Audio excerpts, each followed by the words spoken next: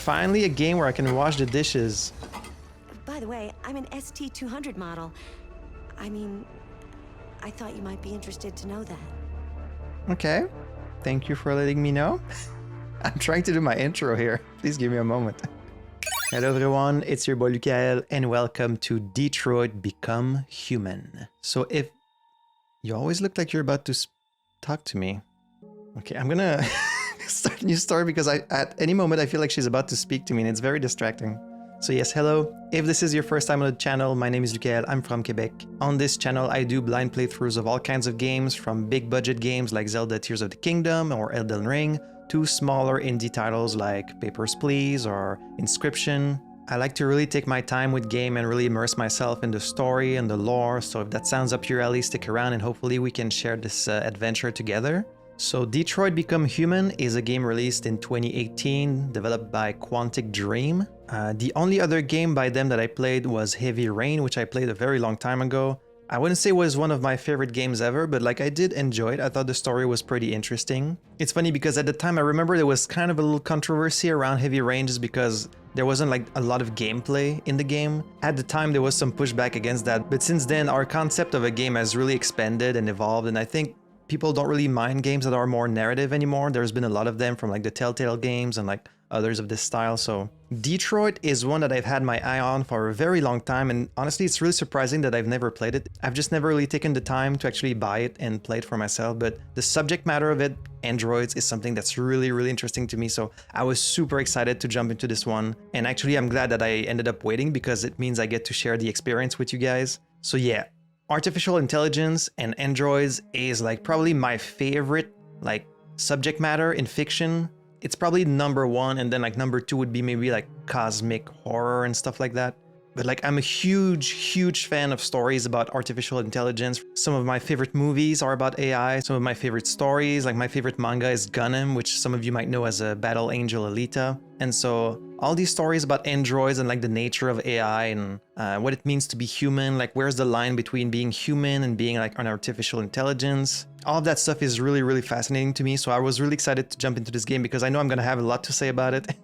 I can't wait to discuss like deeper struggles and issues and like philosophies that come with the concept of AI. And I've heard some really good things about this game actually, so I'm confident that it tells this story in an interesting way. So you can expect me to pause the game to share my thoughts pretty often because this is a topic that I'm like really passionate about. So also, as always, before I start a new game, I like to share with you kind of like what I know about it. Because even when it comes to blind playthroughs, I think everyone always comes into a game with some knowledge or like some expectation. Here's what I know about the game. I assume it's taking place in the city of Detroit. Obviously, it's in the future. I know it deals with androids. I know you have like multiple protagonists, kind of like you had in Heavy Rain. And that, yeah, it's like more of a narrative-driven game, so you're gonna have to make choices. And that's pretty much everything I know before jumping in.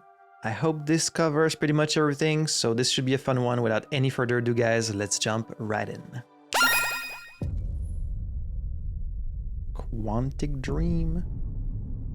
Detroit Become Human.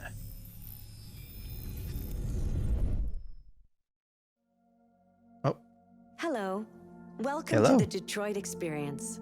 I'm an android and I'll be your hostess. Before we begin, let's make some adjustments to optimize your experience. These language settings were detected on your console. Are they correct? So this is before I even hit the title screen. It's jumping right into the game, which is pretty cool. So audio language, we're gonna go to English, subtitles on. I want the subtitles to be easy to read for you guys, so I'm gonna go with medium. So the face look is very realistic. The lip sync is like a little bit off, I feel like. I mean, it's just the uncanny valley, right? When you're looking at a face that looks almost photorealistic, even the tiniest little like differences in the lip syncing and like things like that really stand out to us as humans. Yes. Please adjust your screen settings. I mean, I don't want it to be too dark because things already look a little darker on YouTube, so I'm gonna go with like a 10. Thank you. Now select your profile. I want immersive gameplay with advanced controls, a fair challenge where mistakes can mean losing a character. or casual? I want to focus on the story with simpler controls, a more forgiving challenge with fewer chances to lose a character. We're definitely gonna go with experience. I'm not a casual. When this sign is displayed, please do not turn off your console. Alright. Well, You it's are displayed now on ready to your begin to face. Remember, this is not just a story. This is our future. She's kind of like looking past me. You know when you're like looking past someone? This is one I've been really looking forward to for a long time, so I'm really excited to jump into it. And I just hope I have the right words to kind of discuss my thoughts. So it says August 15, 8:29 p.m. Android. Good thing it says it right on his back, so there's no confusion. This is an Android. Also, anyone who can do this. Oh, how nice of them. They were nice enough to give him some black spots. You could do without the black spots if you're an Android, I'm sure. Very good graphics. Very high visual fidelity. Negotiator on site. Oh, I thought I was in a cutscene. I forgot how good this game looks. Okay, so we are already in the game. And I get to control my dude here. And I can move the camera as well. So we get to inspect this place. Let me just take a quick look through the options just to see if there's like anything that I should change. So we get to explore the environment and look for clues, I guess. That's kind of what Heavy Rain was all about. Oh, I almost... What? No, no! Ooh. I thought he was stepping on it. Ooh, I was scared. Yeah, we'll save it, of course. Hey, little fish, how did you get out of there? Oh, because there's a hole in the thing. This is Subnautica all over again.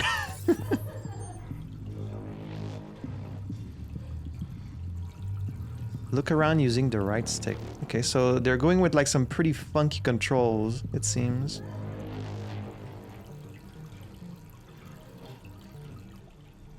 Okay, so something broke this glass pane here.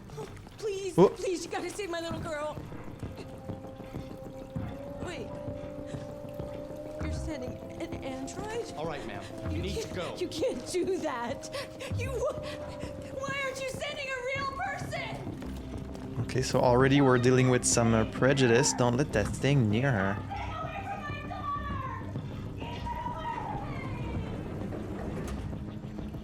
Find Captain Allen. Well, right away, we know we're dealing with a world where androids are not completely accepted because already someone's calling me a thing, so you can tell that like this is a society where androids have jobs, but they're not completely accepted. That piece of crap could jump from the rooftop. Okay, so I hope I'm not like on a strict timer here, because like I would like to explore and look around at every little detail. These controls are a little bit weird, but... Okay, so here we have a photo of... Oh wow, he can see all the information of like all the people. Carolyn Phillips. They're from Detroit, of course. John Phillips. Emma Phillips. So maybe the dad is about to jump off the rooftop with the little girl? Okay, find Captain Allen. I mean, this sounds like a situation where like you want to be really fast, but I hope I have time to kind of look around. Consult your objectives. Oh, okay. This shows your objectives and interaction. Oh, that's going to be a good way not to miss anything, right? Did it highlight the picture frame? It did not. Okay, maybe it's because we already looked at the picture frame. Find Captain Allen. And there's an interactable over there. There seems to be more than just what's highlighted. I mean, they give me all this stuff to look at, so I hope they're also gonna give me the time to look at it. Talk to Captain Allen first. Okay, okay. Fair enough, fair enough. Let's go talk to the captain, which I assume is this guy highlighted right there. But then please give me the time to look around. I want to observe this environment. This is really interesting to me. Talk. Captain Allen, my name is Connor. I'm the android sent by CyberLife. So this is Connor. It's firing at everything that moves. It already shot down 2 of my men. We could easily get it, but they're on the edge of the balcony. If it falls, she falls.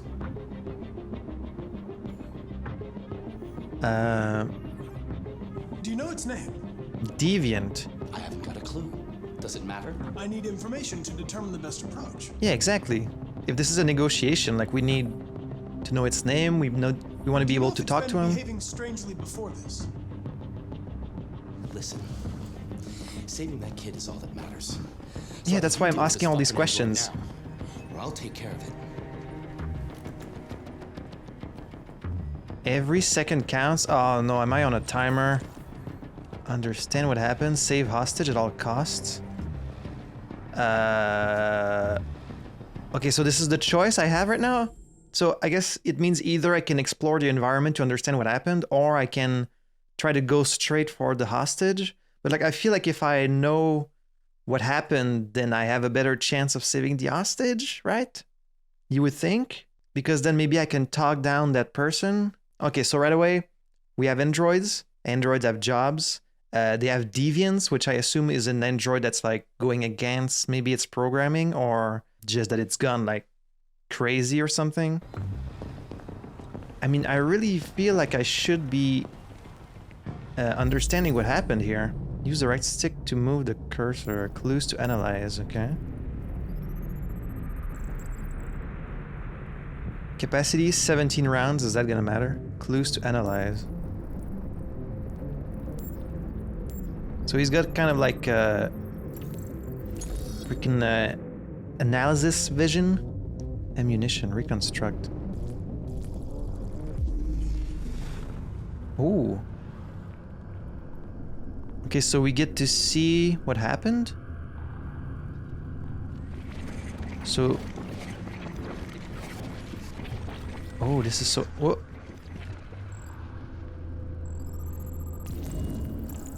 Deviant took the father's gun. Okay. So this was the one event that we needed to analyze. So the Deviant took the father's gun. Okay.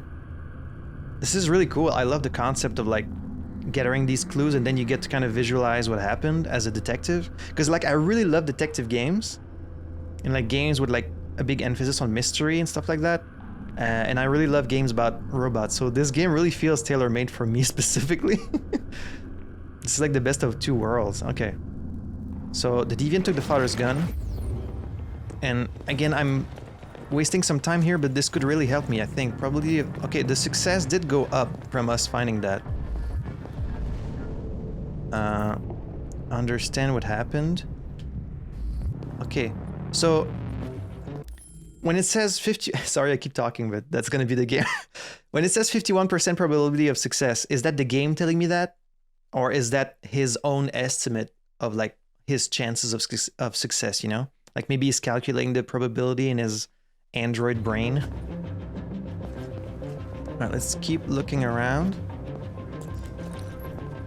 So the gun was shot a few times, as we can see. Oh. Search hostage's room. Okay, so I think that's the dad. I think the dad was shot. All units hold positions. Negotiators going in. No, I'm not. Hang on.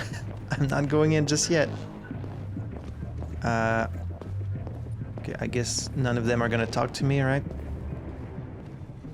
I just hope they don't go like, okay, it's taking too much time, let's just all go in, and like they go in guns blazing and then they fuck it all up.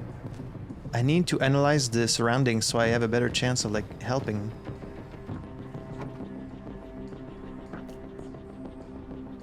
So... Are these androids programmed for a specific job? Like, was he made specifically to be a negotiator? And again, I know this is all information that I'm probably going to be given later in the game, but I want to share with you like the things I'm thinking about. So, was he made and programmed to be a negotiator, or do they just make androids with like a random personality and then they find a job based on their, you know, like a true AI, you know, like a real person would? Oh, you need to touch the touchpad. Okay. Okay, so the android is Daniel. So clearly they were getting along. Oh, that's nice. So the little girl got along with the android just fine, it seems. So what happened? If he's threatening the little girl, then something... You've unlocked a dialogue or action often beneficial. Okay, that's good. That's very good. That doesn't mean we'll be able to save her, but maybe we have a better chance. We can check out what kind of band she likes. Maybe she's listening to some K-pop or something. Child didn't hear gunshots. Oh. Because of the music, okay. Our probability of success is going up. Understand what happened. Hostage's room searched. Okay, so I guess that's all there is to find here. So let's keep looking. Is there anything in the bathroom?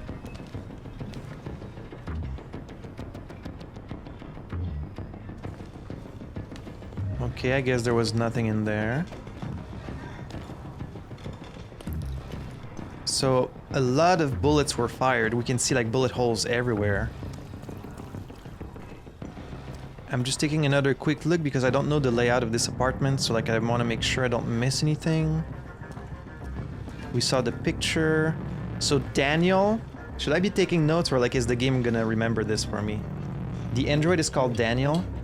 Is there like maybe some place I can review? No, right? There probably isn't. Flowchart maybe? This is the scene's flowchart. Here you can review the paths you've taken, the paths yet to be explored, and what possibilities you've unlocked. Each node earns you points that you can spend in the extras. Due to the nature of the game, some nodes and endings will not be counted toward the completion of the flowchart. Talk to Captain Allen. Okay, so we've saved the fish, which apparently is something. Search for clues, learn Deviant's name. Investigate gun case. Okay, so there's like a few other things. All right, so it's good that the game is very transparent about kind of how it works. It's showing you all the different paths, all the stuff that you can do. So here it shows you could have saved the fish or you could have left it there, which was like the other choice. Public opinion, skeptical. Okay. So the hostage, that's this specific chapter, I guess, the first chapter of the game. Software instability. Okay, so search for clues. We're still in the search for clues phase. I can't review the information. What was the name of the little girl? I guess what matters is the name of the guy, right? It's Daniel. I'm gonna assume that the game will remember this information for me, that I'm not supposed to take notes. And hopefully I'm right about that. They're all pointing the guns toward the outside there, so I assume that's where the situation is happening. Let's explore this room here. I'm trying to stay far away from that place because I don't want the game to rush me. Do you know anything here? So they called in the SWAT straight up, so they're taking this very seriously. It's not just like regular police. They've got like the SWAT in here, so either the guy is really important or they take these deviants, examine the victims, yeah? Maybe they take these situations very, very seriously. Wow, he really fucked them up. Okay, so deceased. So this is John Phillips. He died. He died at 7:29 p.m. So like around an hour ago. Bullet wound, upper lung hemorrhage, pneumothorax. So he was shot in the lungs. And then another bullet wound, lower lung, internal bleeding.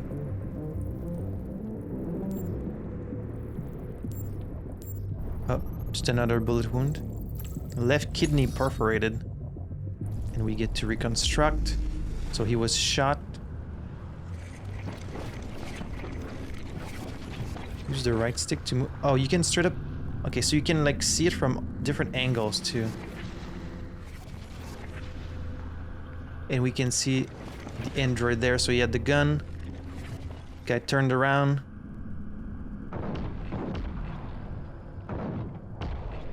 Also, I love how it goes slower if you only press the button slightly, see? And then if you press it all the way, you can go faster. Which I love when they use the pressure of the trigger buttons. So you get shot. You can even see the trajectory of the bullet. See? Boom!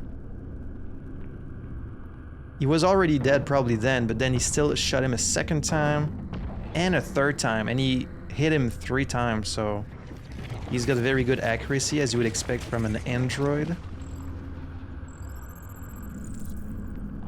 Father was holding something. Oh.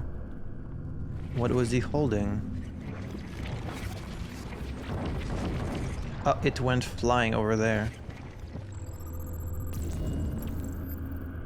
Okay, so now this is something we get to investigate. Okay, must be something important there.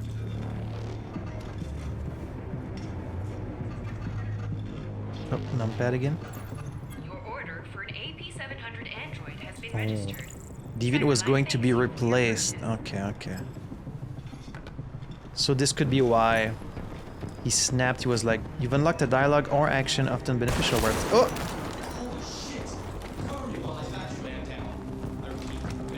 Okay, this might be because we're taking too much time, but like I need to take this time to improve my chances of resolving the situation. Sorry, guys.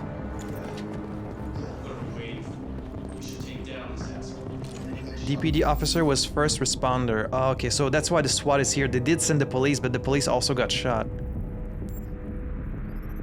That makes sense. Right heart, bullet wound. Right heart ventricle perforated, internal bleeding. This is Anthony Descartes. Estimated time of death, 8 p.m., so like around 30 minutes ago.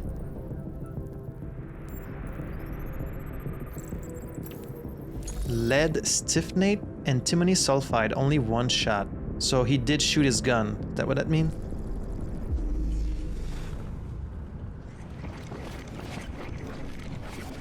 Okay, let's see. So he came in here with his gun, went running after the android, and then did he shoot first? That's kind of what matters here, right? This could be important.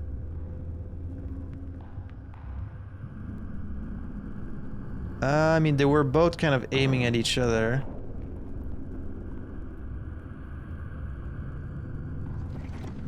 Wait, did he shoot him? Oh, he did shoot him. He shot him first. Cop shot the deviant. Okay. And then... Oh, what's that on the ground? Is that a shoe? Oh, okay, hostage witnessed the shooting.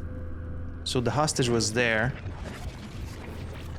Okay, yeah, because he was pulling her to the outside, so the cop was like, I need to shoot this guy, which you can't really blame the cop here. Like, he's got a little girl, you just gotta kind of act, you know?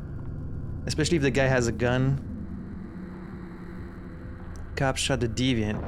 Hostage witnessed the shooting, but then the cop got shot. Ugh. Okay, then he keeps bringing her to the outside. Event analyzed 2 out of... Oh, the gun there. Okay, yeah, so the gun is under the table.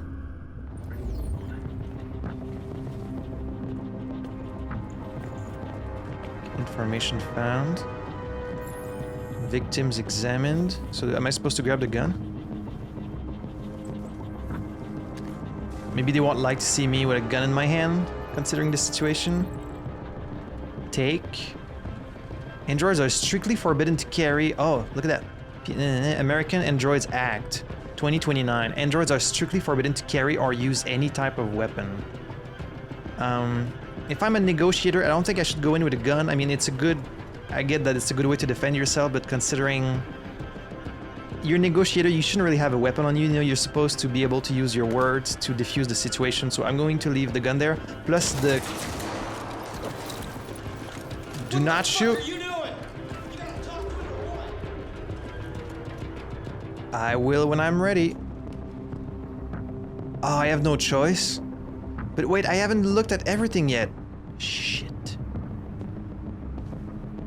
I can, well, it's not letting me leave, so I think I have no choice but to go and proceed. But like, I think I'm still missing some things. Stay back! Ah, man, I'm still missing a bunch of stuff. I'll jump.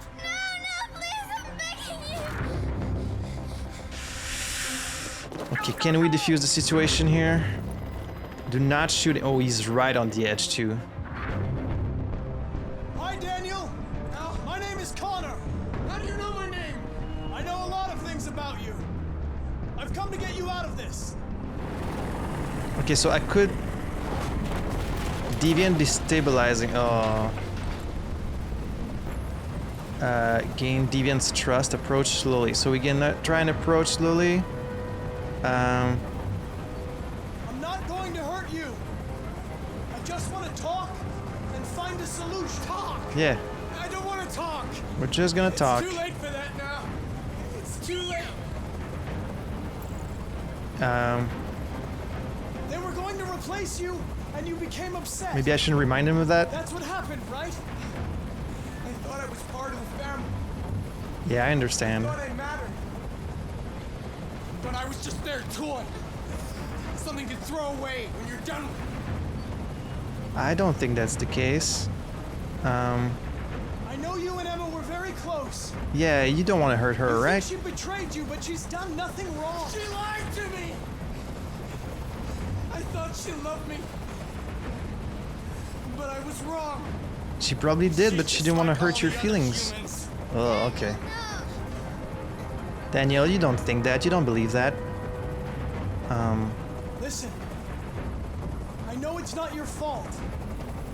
These emotions you're feeling are just errors in your software. No, it's not my fault. I never wanted this.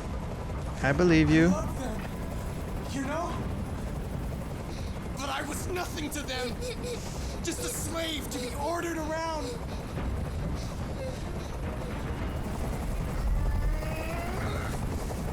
I can't stand that noise anymore.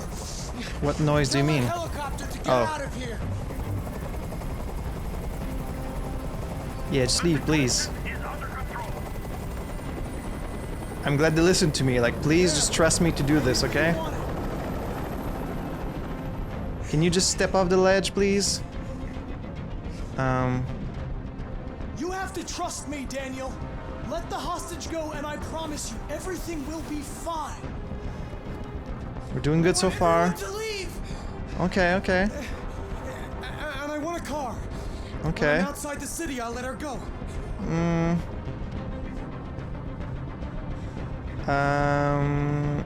That's impossible, Daniel. Let the girl go, and I promise you won't be hurt. I don't want to die. I understand. You're not going to die. We're just going to talk. Nothing will happen to you. You have my word. Just step off the ledge, man. Okay, We're gonna talk about this. I trust you. I mean, I don't know if the other cops will listen to me, but I knew they were gonna. I knew they were gonna shoot him regardless. I'm sorry, man. I'm sorry. You still got the gun, though. You lied to me, Connor. I didn't. Oh. I was being honest. I didn't order that guy to shoot.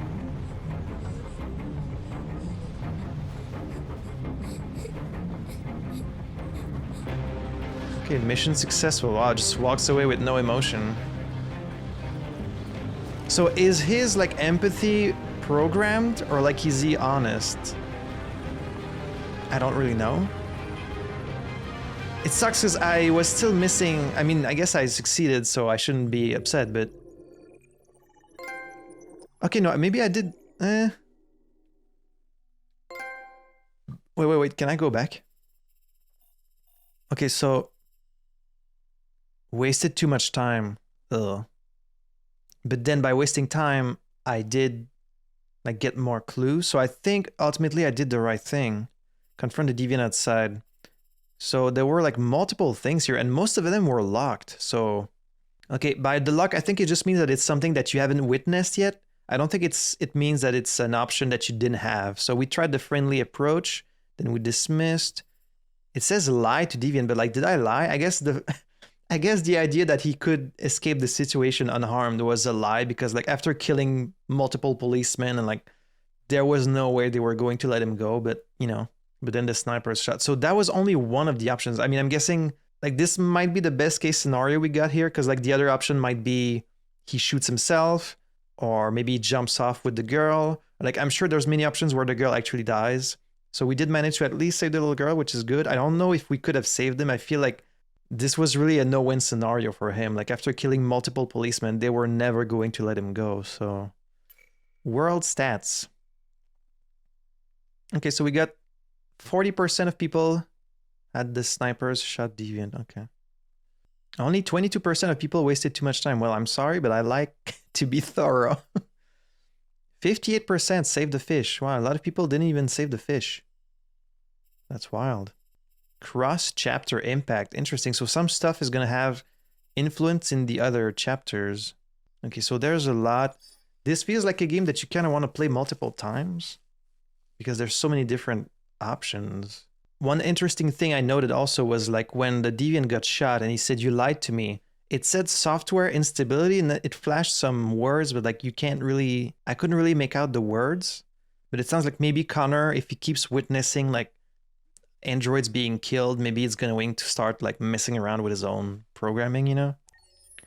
Well then, let's continue. November 5th, 2038, CyberLife Inc., Model AX400, reboot, memory reset, loading OS, system initialization, checking biocomponents, biosensors, AI engine, memory status. This is the top-of-the-range household assistant. It cooks 10,000 different dishes. Come on, Zoe, let's go. Okay, I was wondering if this was the same girl, but no. And handles the kids' home care, elementary school up to university level. Wow. Honey, it looks amazing. This is exactly what we need. How much did you say it costs? At the moment, we're doing a special promotion on this entire range. $8,000? That's really not that much. For like a straight-up Android? That it takes care of your kids and stuff? Like, that's cheaper than some cars. Plumbing, gardening, repairs. At night, it switches to surveillance mode and contacts emergency services if there's a break-in or if it detects smoke. Excuse me, how much is that one over there? The MP800 is slightly more expensive, but it has many other functions. Oh, hi. Come along. I'm just standing on display here, I guess. Right back here. Spare parts, super sale, pre-owned. There it is. It was a bit difficult getting it back in working order. Okay. Hi. It was really messed up. What'd you say happened to it again? The car hit it. Okay, so they really are just on display like merchandise. Like they don't seem to treat them as people. They're more like merchandise to be sold, like a car or like a computer or a pet, I guess you could say, if you want to be generous. It is quite dehumanizing. Stupid accident. Ah, I see. Anyway, it's as good as new now. We had to reset it. So who am I right now? Except that we had to reset it. Meaning we had to wipe its memory. I hope you don't mind. That'll be fine. Okay. Did you give it a name? My daughter did. AX400. Register your name. Kara. My name is Kara. Oh. Okay, so... Okay, I can pause during the video, that's good. I mean, I know what we're all thinking here, right? This kind of sleazy looking dude, this female android who was like really busted. He had to bring her back and they had to repair it. And he's like, oh, a car hit it. It's like, okay, I think we all know what really happened, right? Or at least what they want you to think happened. Welcome to Detroit, Android City. So he's taking it back home. Is he just treating her as like a sex slave or something? I mean, that's kind of what your mind jumps to, right? But maybe I'm wrong. Maybe they're going to subvert the expectations. Get yours today. So this is, what year did it say it was? I mean, it's in the future, that much is clear. We got like flying cars and stuff like that.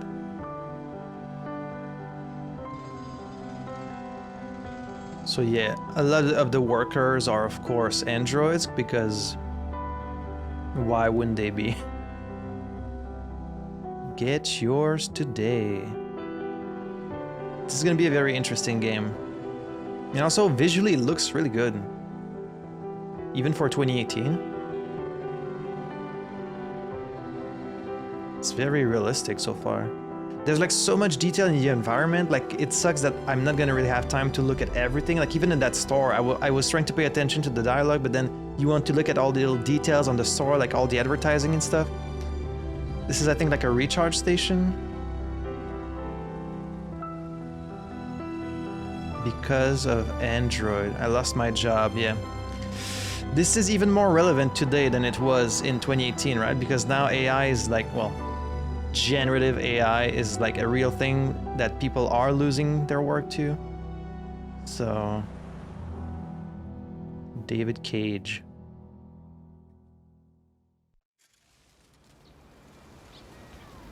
November, okay, 2038 is the year.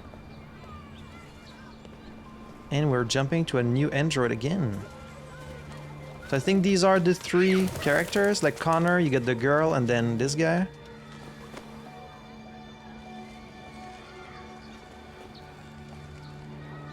Would you like to go home now? Yes, Rose. Yes, I think that's enough. Here. Let me Go help. to Bellini Paint's shop. Oh, thank you, dear. So this man has his own little helper there, that's nice. What I'm really interested to see is like how much of the androids, like how much of their mind is programming and how much of it is true artificial intelligence. Basically, are their emotions only simulated or are they felt for real? And that's a very kind of difficult line to draw, you know? Like what's really the difference? That's why it's so interesting.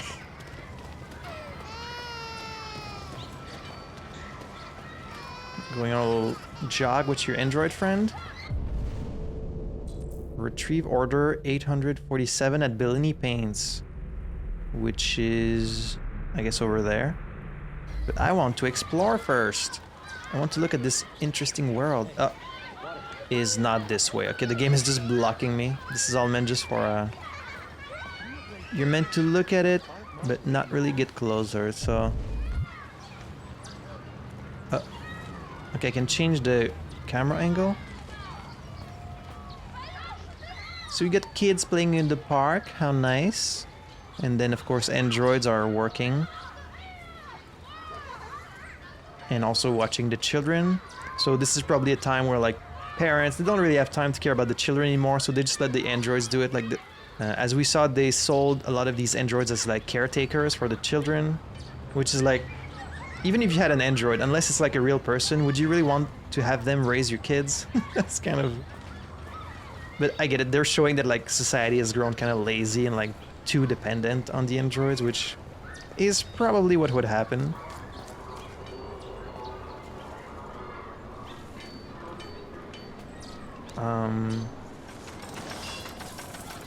Now, are we gonna see people in relationships with androids?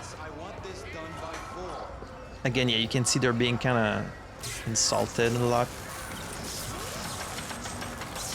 You plastic idiots. Android work ahead. Some interesting looking cars.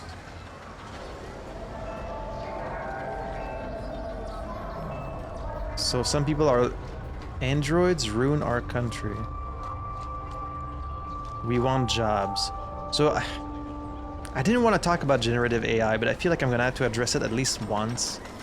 So obviously when this game came out, generative AI wasn't really a thing yet. It's only like in the last year that it's really kind of exploded in technology and popularity. And I really make a point to call it generative AI because it's not true AI. Like it's not an artificial intelligence like ChatGPT and like Midjourney and stuff like that. It's not a true artificial intelligence. It's only like data dissemination. So as you may or may not know, I'm an artist myself. So of course my opinion of generative AI is not like very positive. Oh, you see how she talked to the lady, but she's not talking to me because like she knows I'm an android, so. But yeah, all of the Gen AI art, it's made by stealing the work of existing artists, and so I don't really have a positive opinion of it. In the last year, I've already seen a lot of artists and illustrators lose job opportunities because of AI.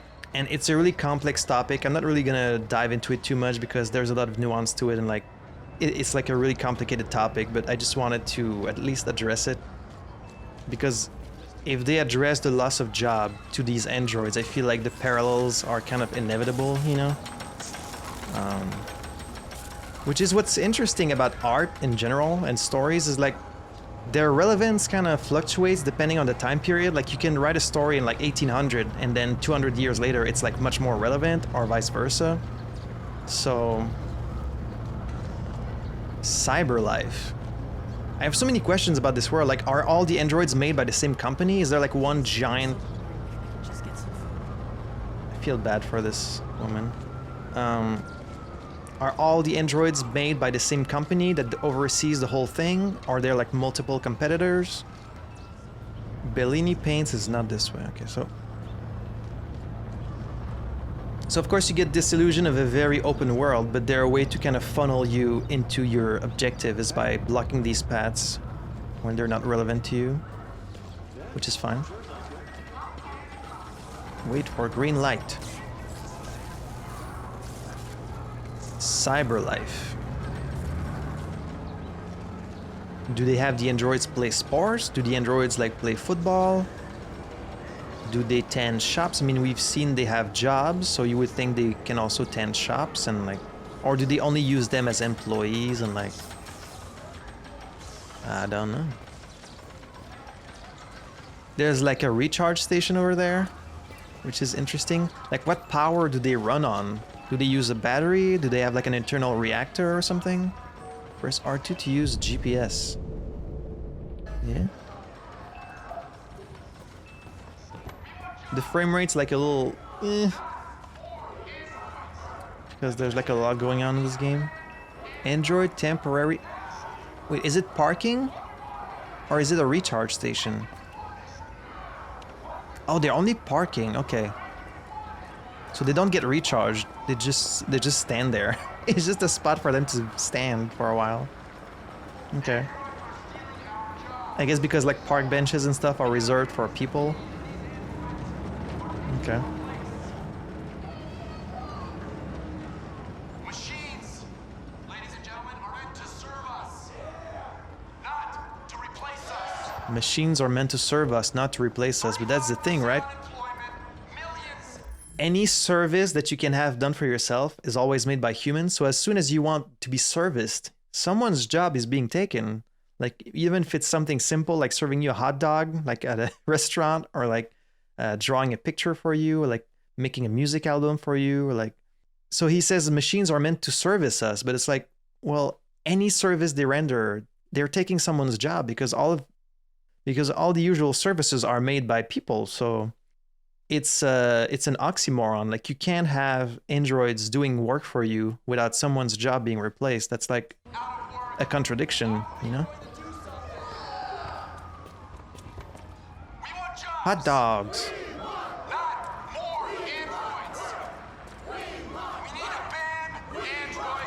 So they're looking to straight up get androids banned.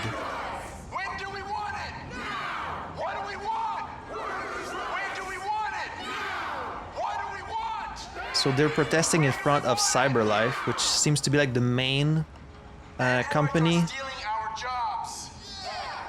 We've got families to feed, and these androids are taking our place. Ban the androids! Machines, ladies and gentlemen, are meant to serve us, not to replace us. It's the same. It's a contradiction.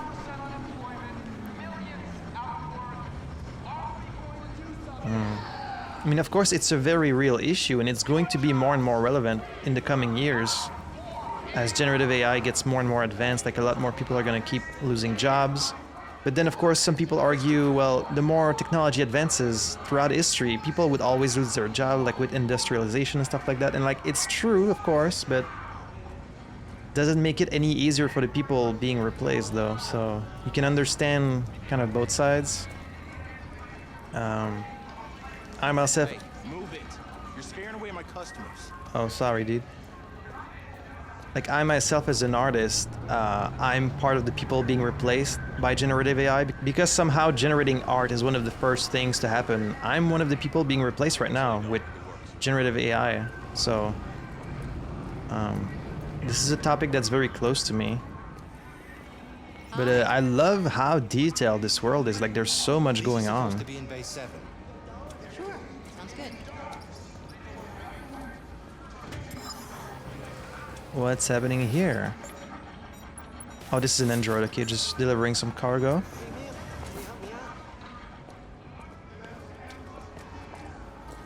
Can I help you? No, you don't want my help, huh? Generative AI, it's like a very controversial topic right now. It's very divisive, so like I didn't want to get too much into it in this playthrough because people have very strong feelings about it, myself included, but I'm gonna try and focus on the game itself.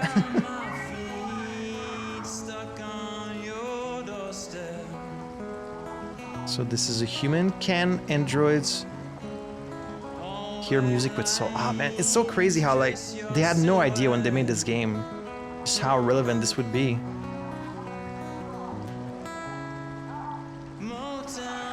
Music with soul, you know, art with soul. This is something that's already happening. It's crazy. Sorry if I'm taking a very long time. I just love observing this world. There's so much detail to it. After mankind. To be our slaves, but the slaves are becoming the master. We can no longer live without them. Our schools, our factories, they take our jobs. They mind our children. They care for our old. Why do you look at me so, demon? I know who you are.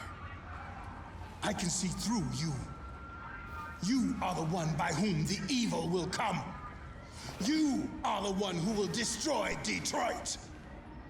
It's funny that you're talking specifically about your city as if this is something that isn't affecting the rest of the world. We can no longer live without these slaves obeying our every selfish desire. We prefer to live with machines than with our own kind. At least he's being honest. Like he's not really blaming the androids. He's more like blaming like the people for depending on the androids and like for us kind of caving into all of our selfish desires, he says. So he is kind of honest about that at least. Technology is our god now. It was supposed to serve man, but it is becoming our new master. He's right. Androids are evil. Man seeks to imitate God by creating life. But what kind of life is this? A life of plastic and metal? A life with no soul? A pale copy of our Creator. The machines are observing us.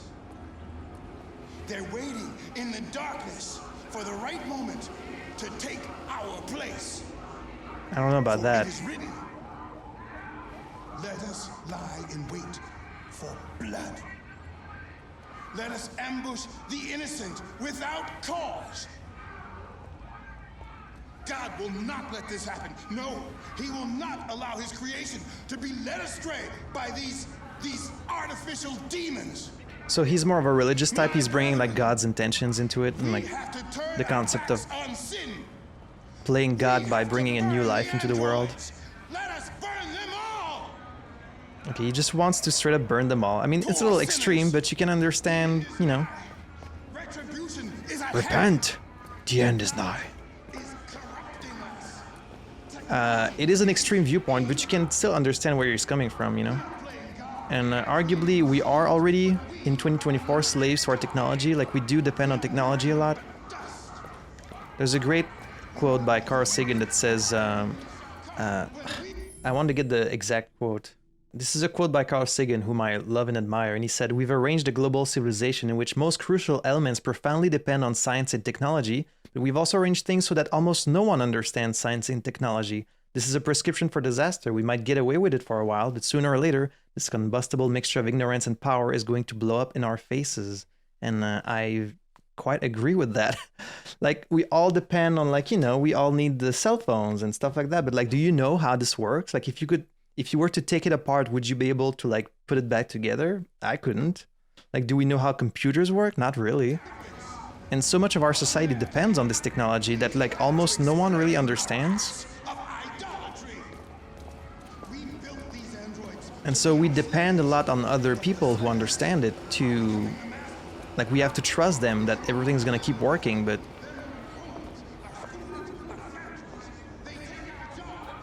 yes, I know where the objective is. I'm just looking around. Smith and White. Biosensors, check your temperature. E-textile, change the color. Oh wow, you can have like clothes that change color. I really didn't think I was gonna get into kind of these deeper topics in the very first episode, but sorry, it's just, as soon as you walk in this world, you just have to be faced with these realities, you know? Biosensors, check your temperature. E-textile, change the color. Check us online. A modular jacket for just $150. I would buy a jacket that changes color. Tap here to order. Get ready for this season. Wear a new outfit. Auto resize. Wow. Adapts to your shape. That's so cool. So even if you gain or lose weight, it just reshapes to your size. That's so cool. Heating textile. Never be cold again. Wow. Self-cleaning. No need to wash. This all sounds fucking great.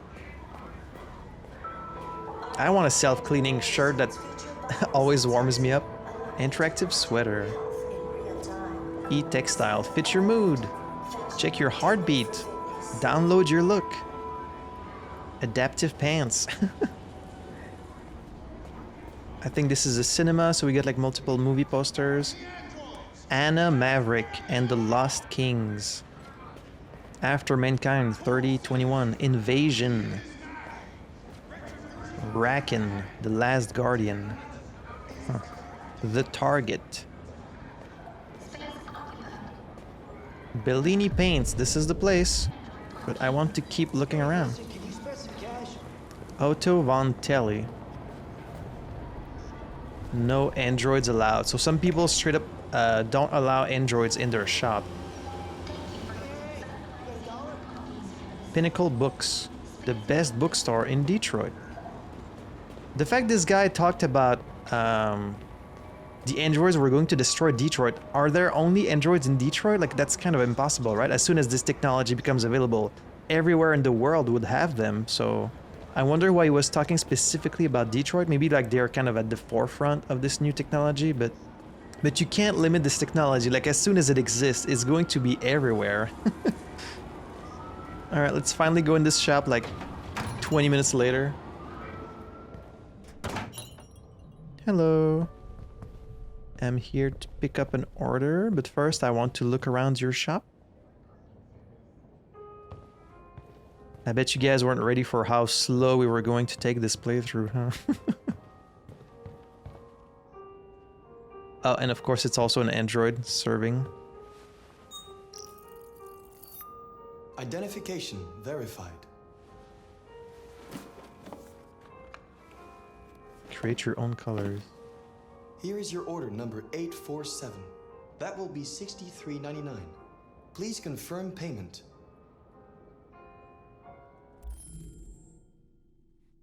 So, I was wondering before we started, what kind of androids are they going to be? Like, are they going to be a true artificial intelligence? Are they more like simulation? If you're a fellow Mass Effect fan, it's the difference between AI and VI. Like, a VI is kind of like programmed to act a certain way, while an AI is like a true, you know, like a real person. And because they're very kind of like emotionless and like they're very robotic, I feel like they're more, it seems like they're closer to a VI than a true AI. And maybe through the course of this game, we're going to see them kind of like awaken to a true artificial intelligence. But for now, they seem mostly like, because if they were a true AI, you would never, like, you couldn't just display them in a shop, you know? You couldn't just sell them like merchandise because that's like a person, you know? You can't treat a person like that, even if they're like synthetic. So this tells me that they are mostly VI, like a virtual intelligence rather than an artificial intelligence. And another point that I was really curious to see is like, what type of AI are they? Because you get an AI, like, let's say, if you've seen the movie Her, really excellent movie, where like they put the AIs in the phone, and so he can talk to this AI, and like the AI kind of has access to all information, like they have access to the whole internet. Same with like ED in Mass Effect, like it's an AI that's more like disembodied, but she has access to like every information on like the network and stuff like that. But in real life, you couldn't really have an AI like that inhabit a body, because then their experience I feel like I'm really getting into too much detail already, but like, so because they gave them human bodies, right? Of course, if you were to create an artificial intelligence, you would want it in a human-like body because you want to be able to relate to it like another person. But like an AI that could access all information at the speed of light couldn't relate to the experience of being human and being like very limited by your own body. So if you've played Mass Effect, there's a great scene in Mass Effect where like ED is talking to Legion, and these are two AI, and like they're talking together aloud with their voice, even though they don't have to. And they even make a point to say, oh, we talk together with our voice because it makes the crew feel more at ease, you know? Even though they can just communicate like instantly at the speed of light, they use their voice because it makes them more relatable to other humans. And so in this instance, this android is telling me it's going to be $6.99, even though could he not like send me the signal instantly? But that tells me they're making them more limited so that they have to obey the rules of being human. So like you have to voice your thoughts, you have to, you know what I mean? So let's pay. Payment confirmed. Okay, but they do kind of, okay, so there is like a, so he did kind of pay it automatically. Now, do they have access to the internet or anything like that? You would think not, because, I don't know. Retrieve order. Okay, so we got our package. Now we take the bus home.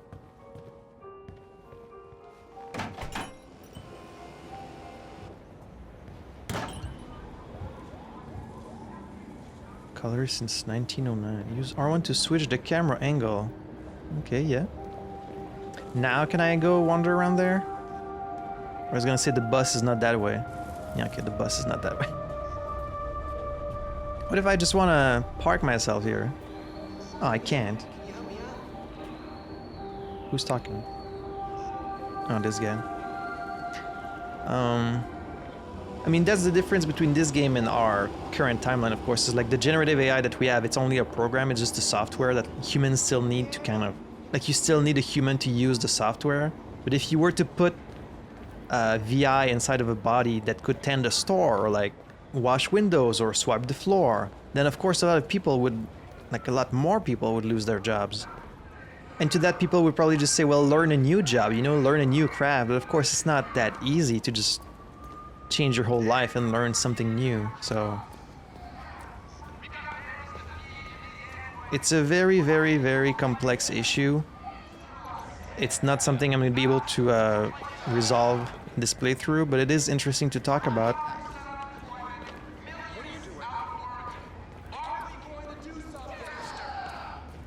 Hard working for it. Hard working for you.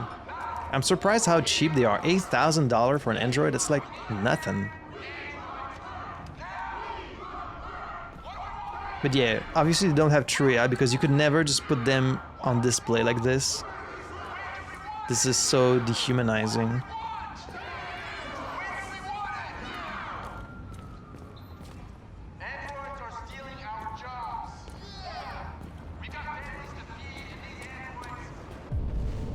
Okay, this is the bus stop here.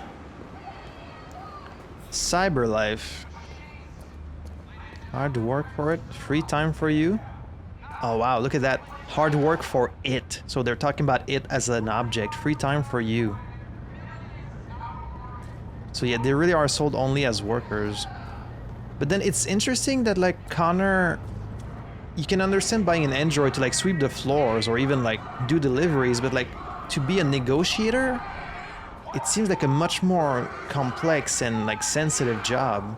So it's weird that Connor does that. Alright, let's wait for the bus.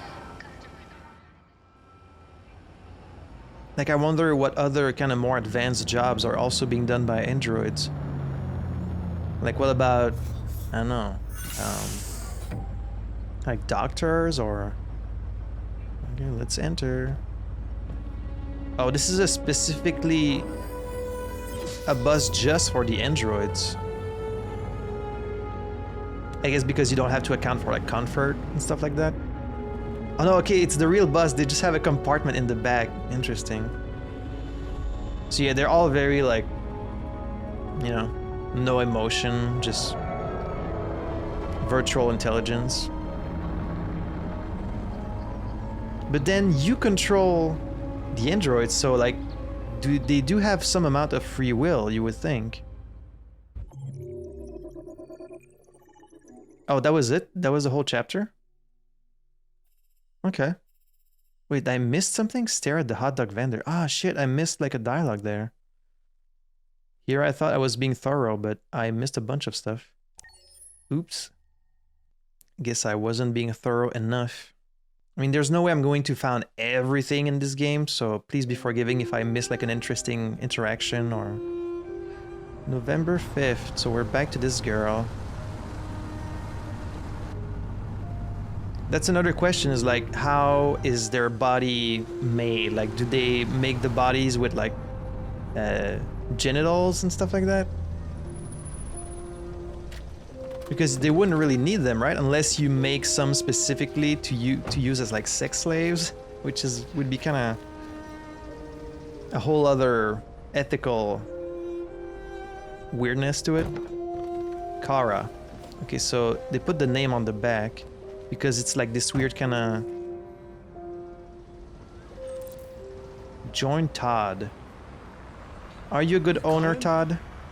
Sorry, I'm just kind of looking around. Rebuild North Courtown, a better place to live.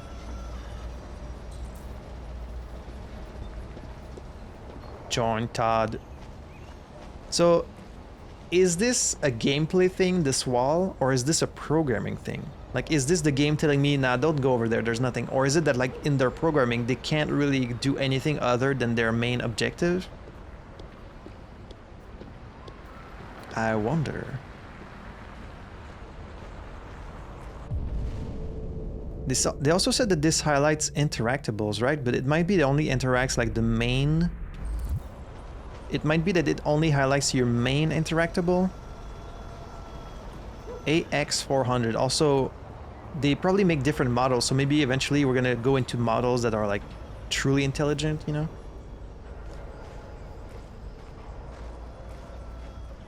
Alright, are you a good owner, Todd?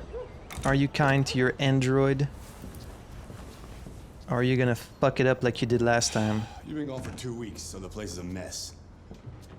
You do the housework, the washing, you cook the meals, and you take care of... God damn it, where the fuck's the brat gone now? Alice! Okay, so he does have a kid. Alice! Oh, there you are. That's Alice. You look after her. Homework, bath, all that crap. Got it? Yes, Todd. Get started down here, then you do upstairs.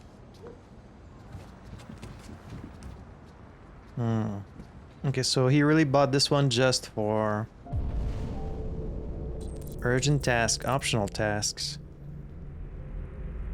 Okay.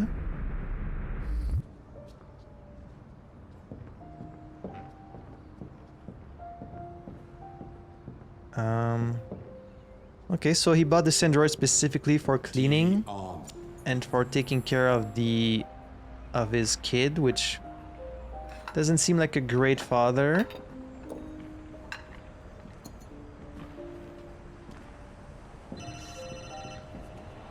Hello. She seems a little bit shy. Yeah. It would be an interesting world where like kids from the day they're born, they have to live alongside robots? Not robots, androids. Yeah, I can get that. Is this a dishwasher? Yeah.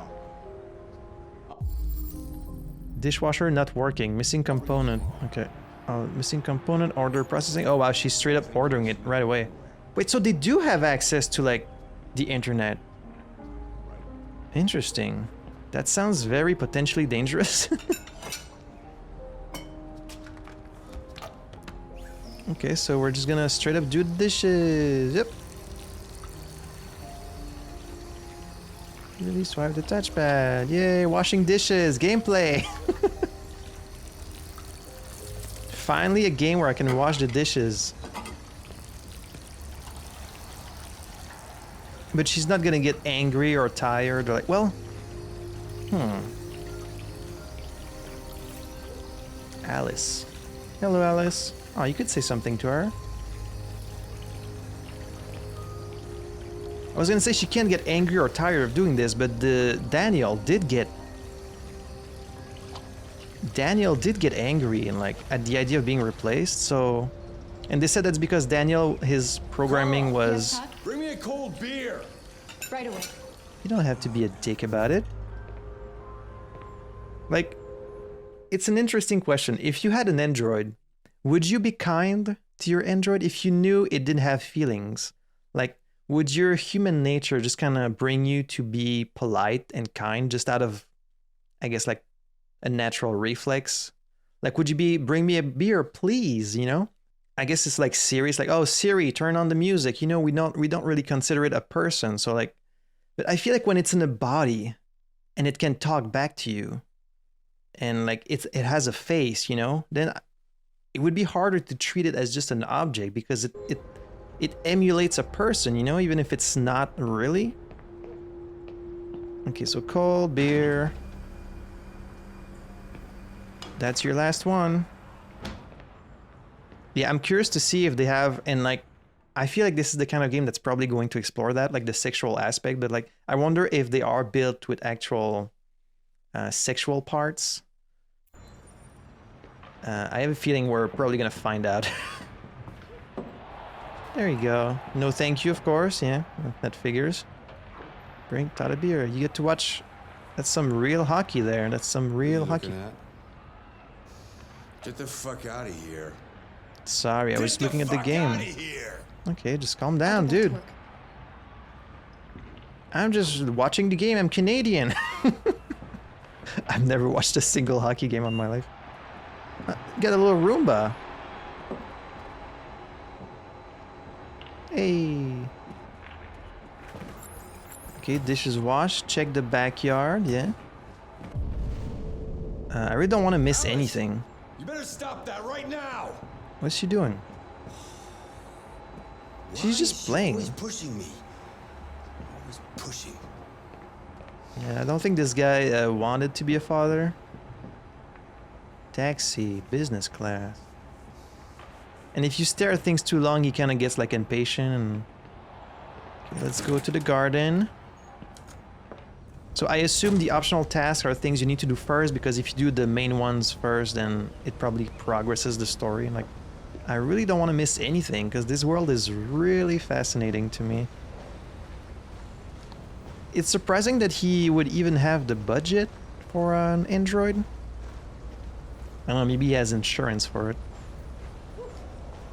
Because like this seems to be a pretty low income neighborhood, you know?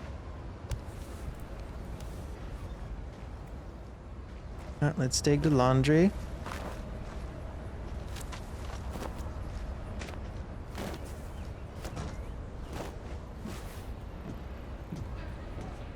Hi. Rewash laundry. Oh, because it was out here too long, so you gotta wash it again. Oh, God damn it. Hello.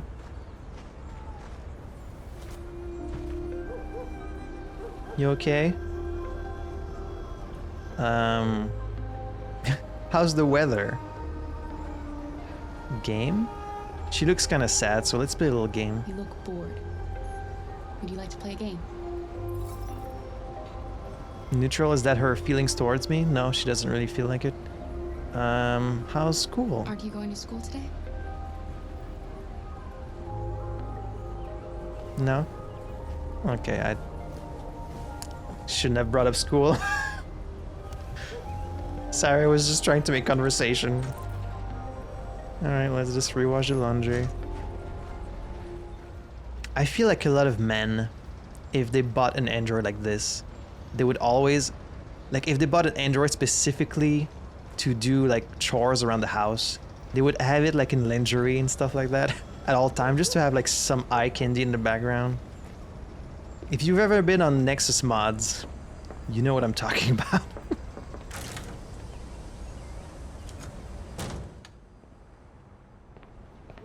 Okay, so let's wash this again. You left it out too long.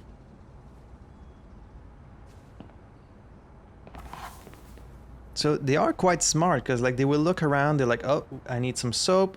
Like she could analyze right away and notice that the dishwasher was like missing a component, and like she just ordered it automatically. So they are very smart. I wonder if there's ever stuff like that they don't know, and so they have to like ask questions. Red ice. What is that? Is that drugs? You shouldn't mess around with my stuff. Well, I need the soap, don't I? I'm sorry, Todd. Oh, the light is red. Stay the fuck out of my business, unless you want to piss me off. Yeah, he definitely fucked up the previous android.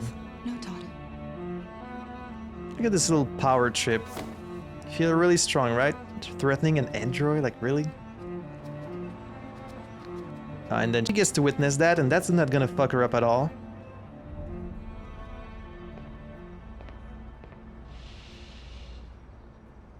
That seems... I feel like you put a lot in there. I think maybe you put a little too much, but what do I know? Okay, so yeah. He said car accident, fucked up the priest android. He definitely just like destroyed it himself. He does look kind of violent. And I always hate when... I mean, I know you can't always expect like a huge amount of subtlety from games and stories, but like... They have this guy, and let's be honest, he kind of looks like that kind of guy. And so... You know, they say you shouldn't judge a book by its cover, except in games where like you can pretty much always judge a book by its cover. At least these types of games. Like if the guy looks really gruff and violent, he's probably just that. You're not gonna clean? Collect trash in the trash bin. So he's got some drugs hiding in the soap. You couldn't think of a better place to hide your drugs? Credit card application form, application rejected. Oh, you can't get a new credit card. Overdrawn account notice. So it's got the bank stuff, past due, he's in debt. How did he get the money to buy a new android?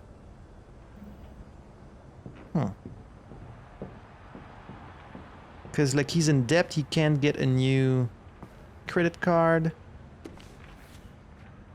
You can reread discovered articles in the extra sections. All sports. Android power. Should it be outlawed? Oh man, that's a whole other thing, huh? So androids also serve as athletes. You know, we're already stuck on the transgender athletes debate. Now you're bringing androids into it. Gonna make it even more like complicated. Football frenzy, the latest transfer speculation. Oh, okay, it's like a single page. In its third game of the season, Android pitcher X67 threw a pitch that broke the 120 miles per hour mark. The human batsman wasn't able to swing until after the ball had already reached the catcher's glove. Androids were introduced as a one-per-team innovation, but they've come to dominate team strategy. Of course. So you start by... So they're like, let's just introduce just one android per team. Like, what harm can it do? And then, of course, it becomes like the main thing. Now, every team needs an android because otherwise you're not going to be able to keep up. Every draft sees the major professional baseball teams breaking their own transfer records to purchase these latest Android models, but is the game suffering? Probably is. Jenny Waterfield, head of Fanzine Home Run, says fans are becoming disenchanted. The magic of sport is seeing the limits of human potential. A machine breaking these kinds of records just isn't exciting or even surprising. Well, you should split them up. Like, you could have the androids play sports among themselves, and it would be kind of interesting to watch. But you can't really mix them up with the humans because we're operating on totally different parameters. But not everybody agrees. Christopher Lennox, a baseball pundit and ex-pitcher, thinks androids are making games more exciting. These machines are shaking things up and pushing players to do even better. The game can only survive by evolving. Oh man, this is all hitting a little too close to home. Century, the transport innovation that's shaken up California, connecting the dots. Politics in focus. Are American senators really corrupt? I don't know, do you think? China earthquake kills 10,000. Damn, that's really bad. The new subtube completed its first journey today from Manhattan to downtown LA in under 2 hours. Wow, okay, so it's kind of like a subway, or like a high-speed train. Less than half the 5-hour flight time. Wow. You know this is fiction because America would never have public transport. The top speed of 1,800 miles per hour was made possible because the tube travels through a depressurized chamber, providing a near frictionless environment for its magnetized motors. You know, this game takes place in, what, 2038? I feel like this is not far enough into the future for these kinds of technologies, but who knows? For commuters, this raises the tantalizing prospect of finishing a long shift in the Big Apple and putting your feet up on the Golden Coast. That does sound pretty cool. If it's not too expensive. California's property markets are reacting. Suburban prices have skyrocketed 64%. LA realtor Charlene Lowe says she knows where the new buyers are coming from. They are East Coast types, specifically New Yorkers. They see a chance to keep that NYC salary whilst enjoying an LA lifestyle, and they're scrambling over each other to take advantage. That's kind of the, not to get into the politics of it, but that's kind of the issue with any technological progress is like they always sell you these technological advances as something that's going to help the common people, but they always serve the people at the top first, which is why in the past decades, the gap between the rich and the poor has only like widened more and more. And as more and more technologies become available, that gap is only widening because it's great to have all this technology, but then it's mostly serving the people who have the money for it. And as they get richer and richer, the poorer get poorer. So like it's something we're dealing with right now. And I feel like it's only going to get worse in the future. I wouldn't say I'm very optimistic about the future in general. I try not to think about it, which is why I'm here playing a game that makes me think about it. I'm sorry, I feel like you guys watch these videos to kind of escape reality, and here I am talking about like economics and stuff like that, but it's kind of inevitable to think about it when you're reading stuff like that and like wondering about this potential future. Real estate isn't the only thing shaken up. School places are rapidly filling and suburban retailers are racking up prices in anticipation of all those New York dollars flooding in. Longtime Californians are expected to be pushed out from the cities, which is why they've been protesting the new line. As one angry demonstrator put it, first Detroit takes our jobs, then New York takes our homes. When's it gonna end? Yeah. Very interesting. It's weird that it's thick like a book, but then you only need to like touch it to see the other pages. Maybe they made it thick just so that it feels like a book. How you doing? You wish your dad would talk to you, right? What are you reading there?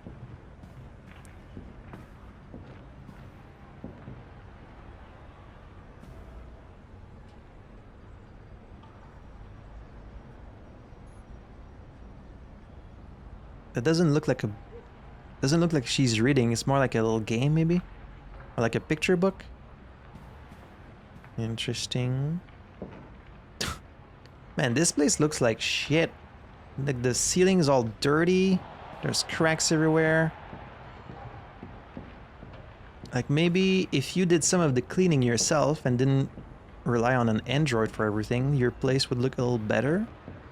This is such like a cliche, you know, it's like the deadbeat dad watching sports on TV. He's drinking beer, he's got his foot up on the table, like his daughter is being neglected. It's all a little bit on the nose. And like, it's fine, you know? Not every story has to be super subtle, but it does all feel kind of a bit on the nose. But let's wait and see where they go with it. That's the interesting part. Clean kitchen, clean counter, clean coffee table. Take the trash out. Let's collect the trash.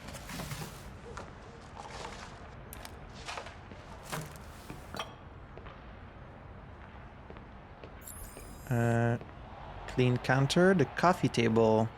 What's the coffee table? This table here? Sorry, I don't want to bother you during your game, but I need to clean.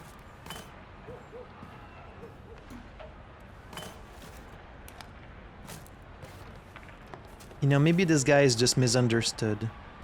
Maybe he just feels lonely and sad. Oh, the daughter's trying. Oh. She just wants to be close to her dad. But she doesn't know how to talk. Aw, she's got a little plushie too. You're really trying to tug at my heartstrings here. Aw, she just wants some time with her dad. I'm afraid your dad is not very interested, unfortunately. Clean the kitchen, yeah? Shopping list, milk, eggs, potatoes? I'm trying to read, but like, without being able to zoom in, it's a little hard.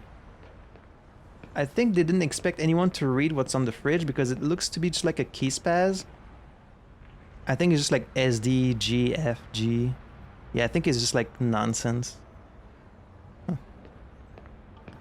Alright, let's take out the trash. Let's be a good android.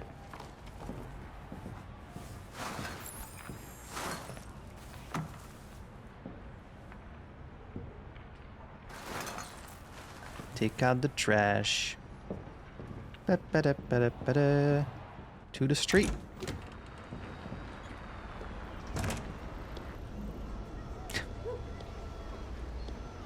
Mom said it's my turn to take out the trash.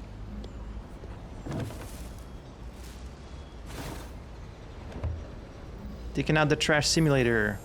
So that was an urgent task. Now... yeah, you can see this is kind of like a lower income suburbia, and then you can see like the skyscrapers in the distance. There's the bus. I wonder if that other character is in there. In the back, in the little android compartment. Nice of this nice, clean, fancy bus to come here to this kind of desolate area. The house next door is on sale, so like you can see they're kind of in a housing crisis, I expect.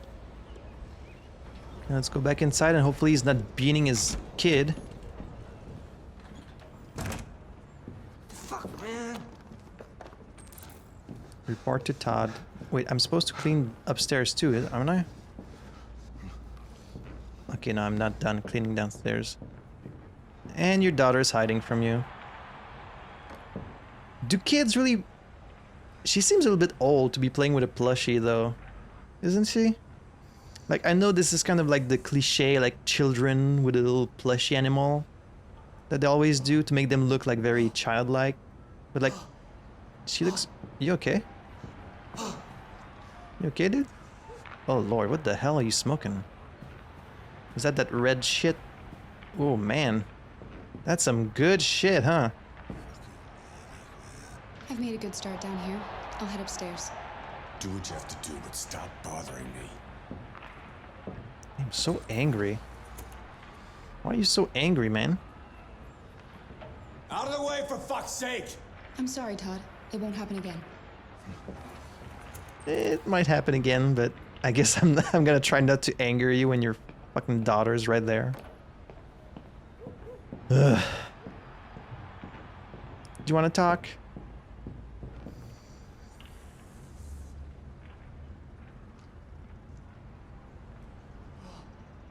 That's a pretty toy. What's its name? Damn, he's tripping out back there. Okay, she doesn't want to share. That's okay. She's warming up to us little by little. Clean upstairs. I feel like this girl's definitely gonna get beaten, but...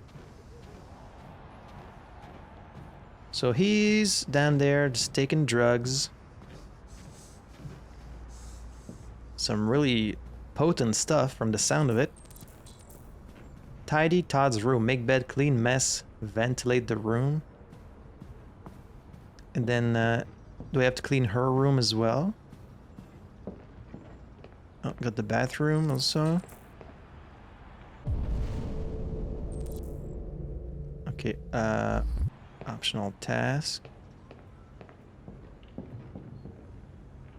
Okay, I'm gonna wait before going in there because... I don't know, maybe I should go in there? Tidy Alice's room. Okay. In what order should I do these things? Because I don't want to miss anything. So maybe I need to do everything. I hate when games progress, like when you still have stuff to do and they don't tell you. Because like I want to see everything. Okay, I guess we'll start with the bathroom. That seems like the more optional one, right? Okay, so clean bathroom, arrange bottles, store dirty clothes. I get to look at myself. That's me. Alright, just a few seconds of dissociating a day keeps the engineer away. Let's tidy up the... I mean... arrange the bottles. That seems like a really minor thing to do.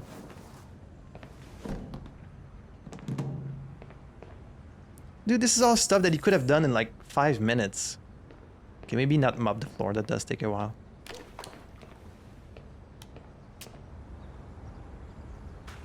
Gameplay. Mopping the floor, mopping the floor. Am I doing a good job? Wow, she did that quick. Bathroom cleaned.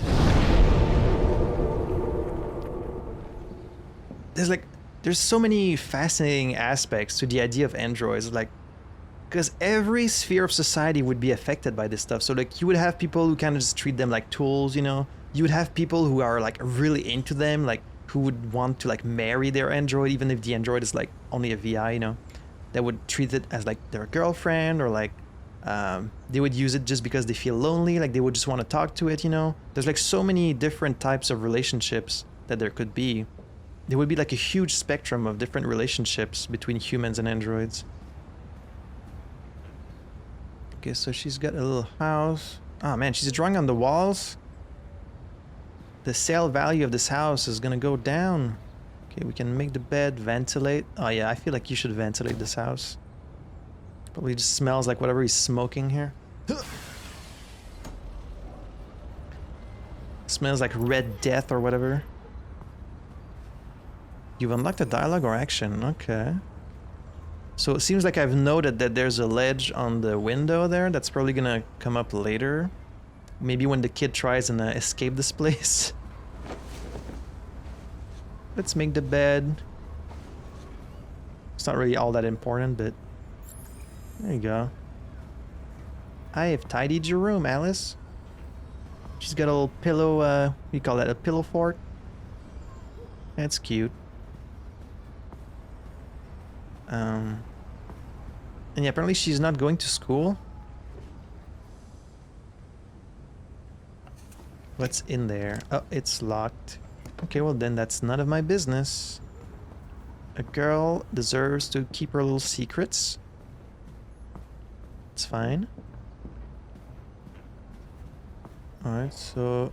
He says, oh, don't go in my business. It's like, well, you want me to tidy your room, so I'm gonna have to look at your stuff, you know?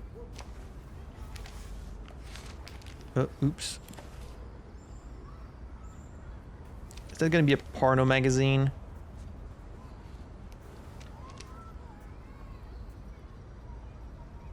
It is, isn't it? Oh, she's like... It didn't show me what she picked up, but I feel like I saw like a woman on it. I think it might have been a nudie mag. Which, you know, he's allowed. That's fine. He's an adult.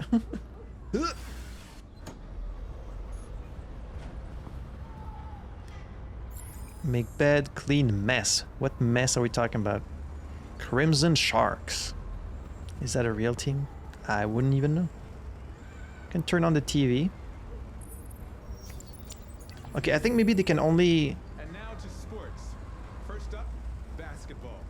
As the Gears prepare for their critical match with Denver tonight at the CyberLife Arena in Detroit, league negotiations are still ongoing over the possibility of allowing one Android player per squad. So they're doing it in baseball, but not in football. Change would lead to more exciting matches, or be the first step in making human players obsolete. CyberLife has announced its willingness to participate in the experiment by providing one specialized model. CyberLife again. Androids are already used to train players and provide tactical advice for coaches since 2035. But no Android player has been permitted to compete so far. So far. Interesting. Man, they had to make a lot of stuff just for the world. Like between magazines and stuff on TV, and like someone had to make like a little animation. Wow. I wonder how long you can watch TV before it starts looping. Ooh.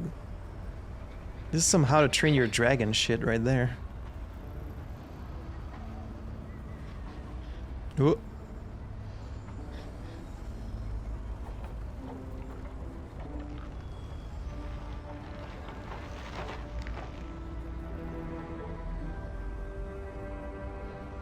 Okay, now it's looping.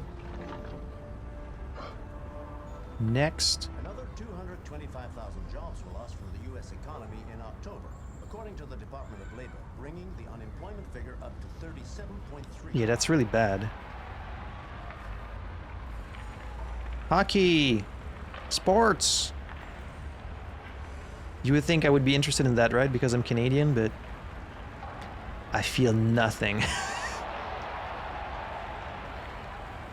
The only sports I watch is pro wrestling, dude.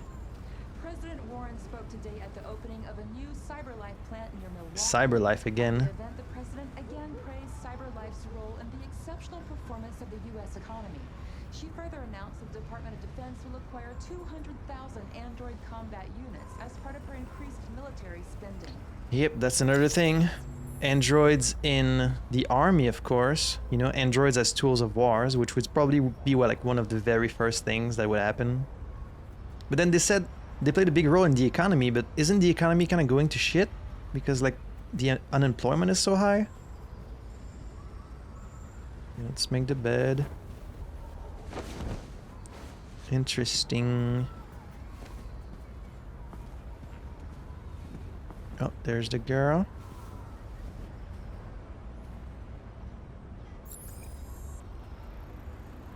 Take.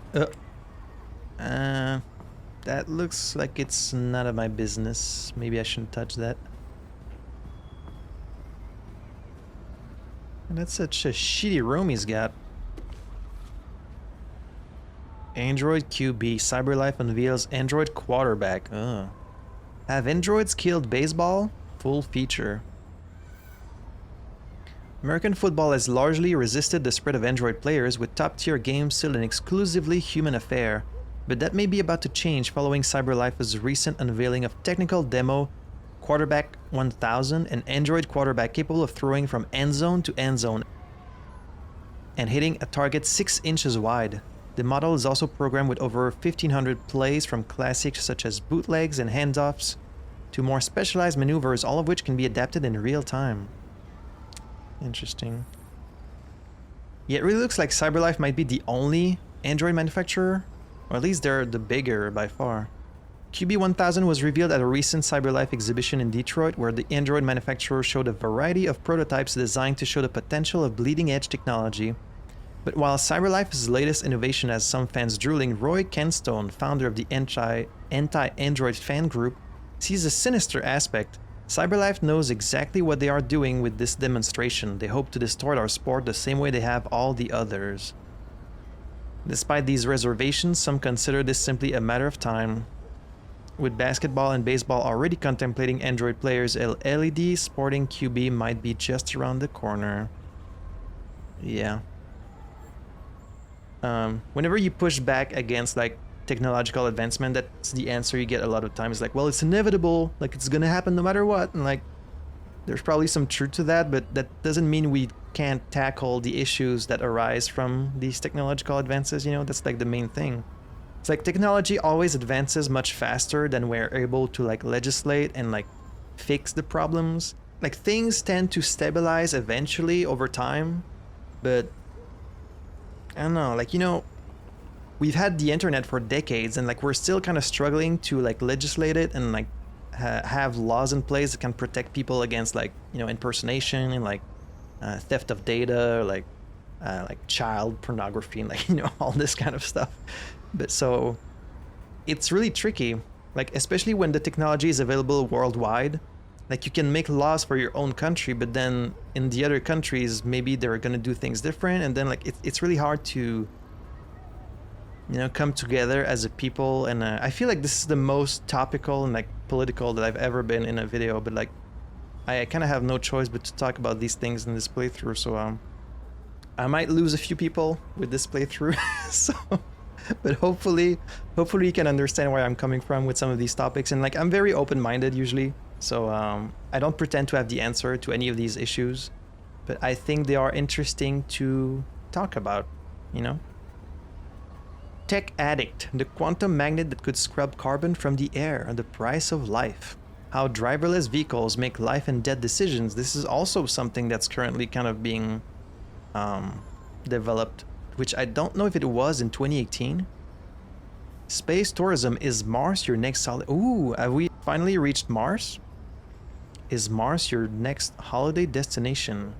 2038 feels a little bit early to have like Mars tourism. That still feels like a long ways away.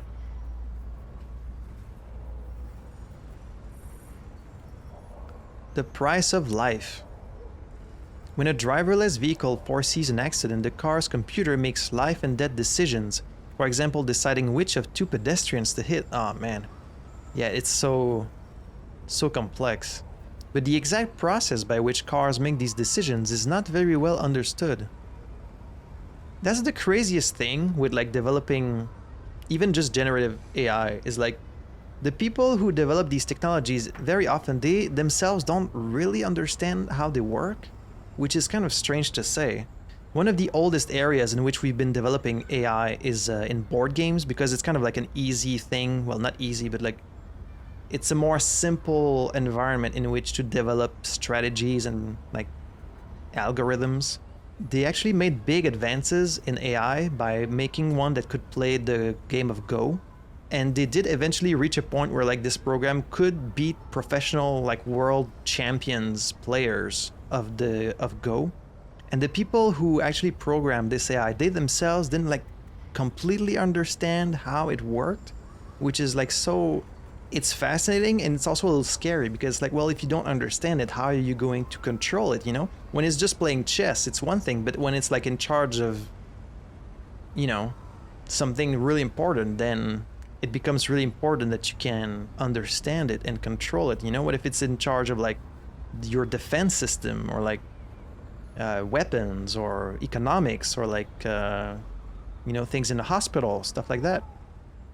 Martin Forlong of Crown Cars tries to clarify, in these situations, the car's imaging system gathers data to determine the pedestrian's age, gender, life expectancy in the blink of an eye. Now you're getting into like eugenics with this stuff. It's like, okay, well, this person deserves to live more than this person. It's like, how can you ethically program something like that everyone would agree with, you know? Because like if you ask 100 people, you get like 100 different answers. It's really hard to, that would be really hard to program, but I'm glad they're addressing these more complex issues. This data is parsed through the public record to determine marital status, employment record, life expectancy, and whether they have children. The car then assigns a value to each possible victim based on criteria like their contribution to society. Ugh. We put a premium on lives that will save other lives, like doctors and nurses. This seems really iffy, but it's something that you would have to do. But like, this would cause a lot of controversy. All this may sound very reasonable, but Felix Gamble, head of Anti-Automation League, the AAL, says the system has no right to make such judgments. Somebody with a criminal record is not necessarily less valuable to society than a doctor. That kind of information is relevant to the sanctity of human life. They're right. And honestly, it's something that even us as people, I'm getting so political in this video. It's something that us, even as people, we struggle with, you know? Like, let's say you had two buildings on fire, and one building was full of doctors, and the other building was full of like prisoners and criminals. And you ask someone like, which building are you gonna save? I think like most people would save the building of doctors, but like when you look at it from just a human life standpoint, the criminals have just as much of a right to live as the doctors, you know? Like, the ethics of that are very difficult. And it's something that we tend to fall into ourselves. Like, if when you hear on the news, like, oh, someone died, but they were like a drug dealer, or they were like in organized crime, something like that, we tend to dehumanize people a lot based on like very little that we know about them. It's like, oh, well, they probably deserved it, you know? It's something that I think we've all thought at some point when learning someone dies, like, oh, well, they probably deserved it. And like, that's a very slippery slope to judge a human life. But anyways, I'm bringing up these questions. I don't necessarily want to give the answer because I don't have it. You know, I don't know how we should deal with these things, but they are important things, important questions for us to think about as a society. Forlong dismisses such claims. We want our cars to make the best possible choices, and that means acting on the basis of all the information they can gather. The more, the better. Food for thought. Food for thought. What is that? A book? Music album? Not sure. Oh, let's tidy the guitar. Do you think she can play guitar? If you're thinking, I came here to watch a gameplay video, I didn't come here to listen to you talk about, like, philosophy. Well, sorry.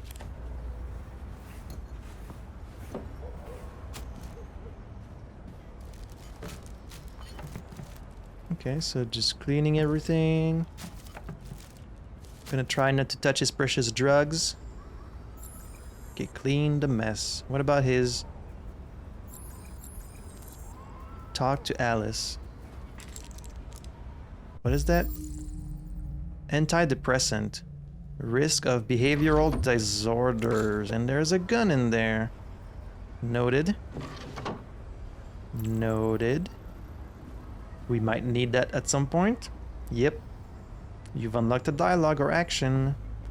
So once he starts going apeshit and like beating up his daughter, are we gonna then grab the gun and jump through the window? That's kind of what I'm getting here. Watch it.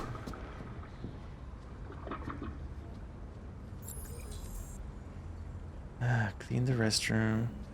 Wait. Restroom?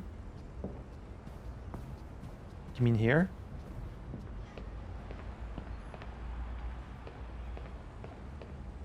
Oh, weird. So they have a bathroom, but the toilet is not in the bathroom? Is that common? I don't think I've ever seen that. Oh, so they have like a specific room just for the toilet. Okay. Now we're cleaning the toilets. Let's go talk to Alice. I hope I didn't miss anything.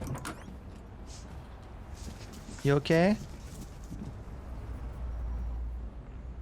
I don't know why she's acting scared of me. Like, was she ever hurt by an android, or is it just because she's stressed out from, like, her dad? Oh, she's reading Alice in Wonderland. Of course. Just like your name.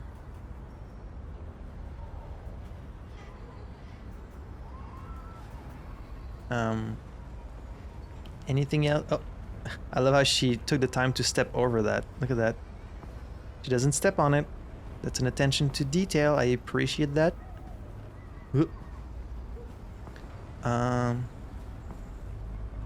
So either we're going to escape with the daughter, or the daughter will escape and then we'll have to kind of find her. That's what I'm predicting. Hello. Maybe friendly's a little too much this early, but let's try and be friendly. I'm sure we used to be friends before I was reset. Maybe we can be friends again. Were we? Let's not ask about the mother. Your father said you chose my name. Oh yeah, that's true. Kara. It's nice. How did you choose it?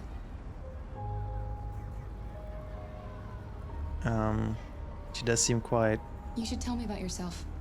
What you like to do, where you like to go, your favorite foods. That would really help me.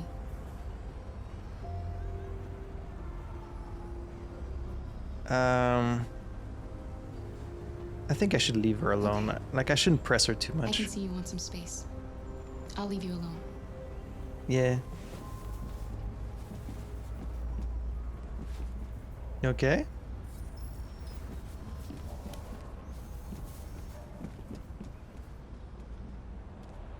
Thought she was either gonna like deck me or like hug me. Oh. Oh, okay. Yeah. You want me to see what's in there? Yeah, like, of course she seems quiet, but like if you just tell her that, that's not gonna make her feel at ease. And like, let's not ask about the mother either. It's not very nice. AW treasure. Alice? I mean, I assume she wants me to see what's in there, right? Since she gave me the key. This feels a little intrusive, but... These are like some real photos, aren't they? Okay, well... 4-leaf clover. It doesn't seem to be working right now because she's certainly not very lucky. This looks like a real photo, but maybe it's just a drawing. I don't know. So that's her mother, I guess. She's probably dead, if I have to guess.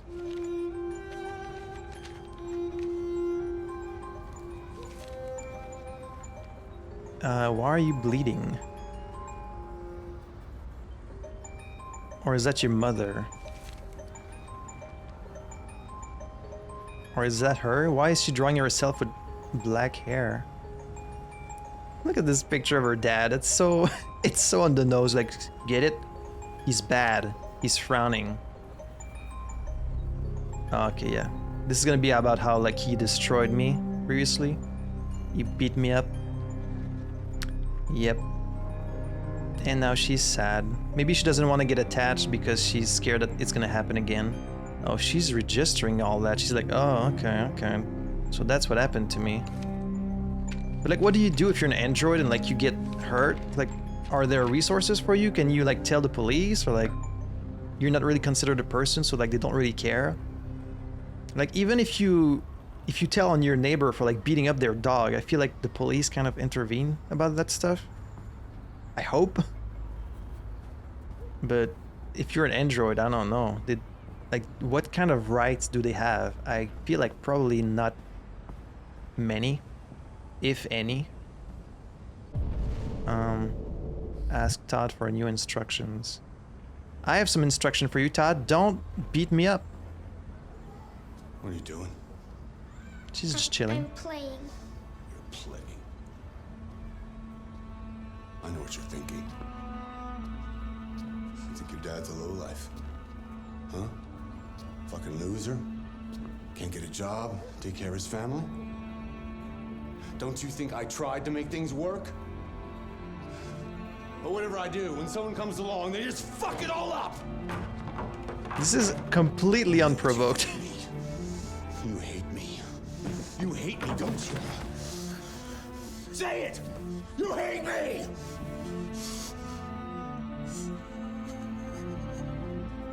God. What am I doing? Yeah, good question. I'm sorry, honey. I'm sorry. I'm sorry. You know I love you, don't you? You know I love you. Okay, so it's not black and white. They are trying to kind of portray that he's struggling with, you know, the situation, and like they did give the out that this medication he's taking affects his behavior because he's on antidepressants. Trophy earned. Secrets. Okay. Kara sees gun. And this is cross-chapter impact, yeah.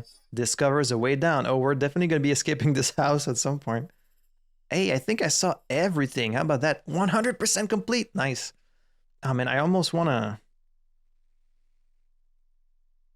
to replay chapters where I don't get 100% because like I really don't want to miss anything, but this is like a blind playthrough, so unless I'm following a guide. I mean, I guess I'm going to try and be as thorough as possible, but when you're dealing with like a big area, like in the city, find red ice, enrage Todd. And there's going to be deaths and choices as well. So far, we haven't had choices. It's all just events. Events and actions. No choices so far. Not in this one, at least. This is all very interesting. Yeah, I'm glad I got 100%, and I wish I got 100% for the previous chapters as well. But like, I don't want to just replay them as soon as I miss something, right? This wouldn't be fair. It wouldn't be a true blind playthrough if I did that, but... So, public opinion, skeptical. So like, the public opinion on androids, like people are skeptical of androids, and then Alice is trusted. Okay. Okay, well, I'm not gonna play the next chapter yet. I'm gonna hit continue, but we're going to quit. And also this person here, like, is she gonna be one of the characters, or like she's just there as the narrator, I guess? So we got chapter, the hostage. Story chart. It shows what parts of the story you've explored and what parts you've missed. You can track the choices made by other players and do many other things besides. You can use this chart to replay from any point in the story.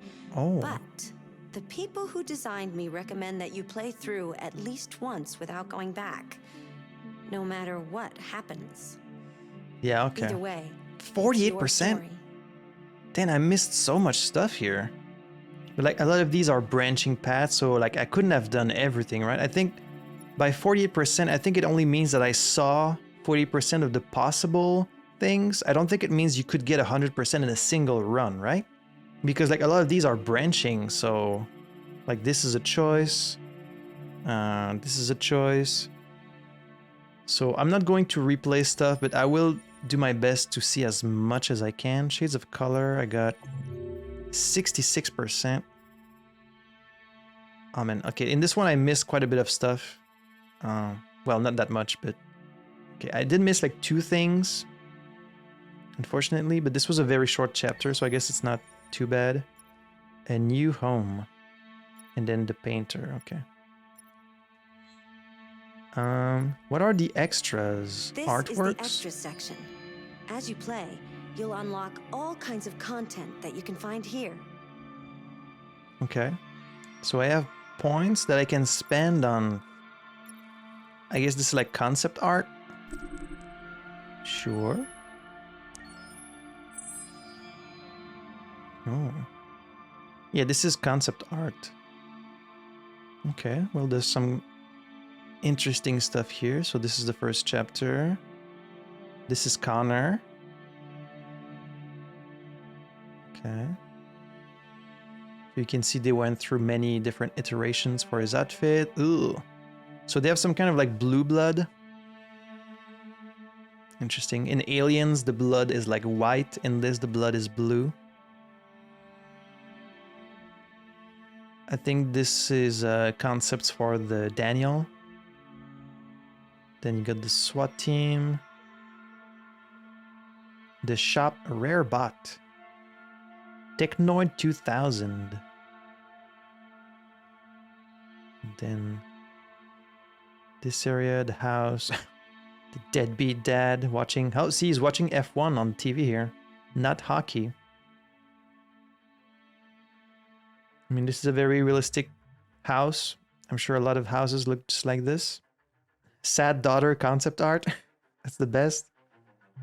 And then Kara just making the bed. Concept art for the daughter. Even concept art for the plushie. Interesting. She definitely looks like someone who's gonna run away from home. And then this might be Kara concepts. Okay, and then we've got videos. Short movie, Car 2013, debut teaser. Okay, so these are like old trailers. Okay. We got making ofs. That's cool. A soundtrack even.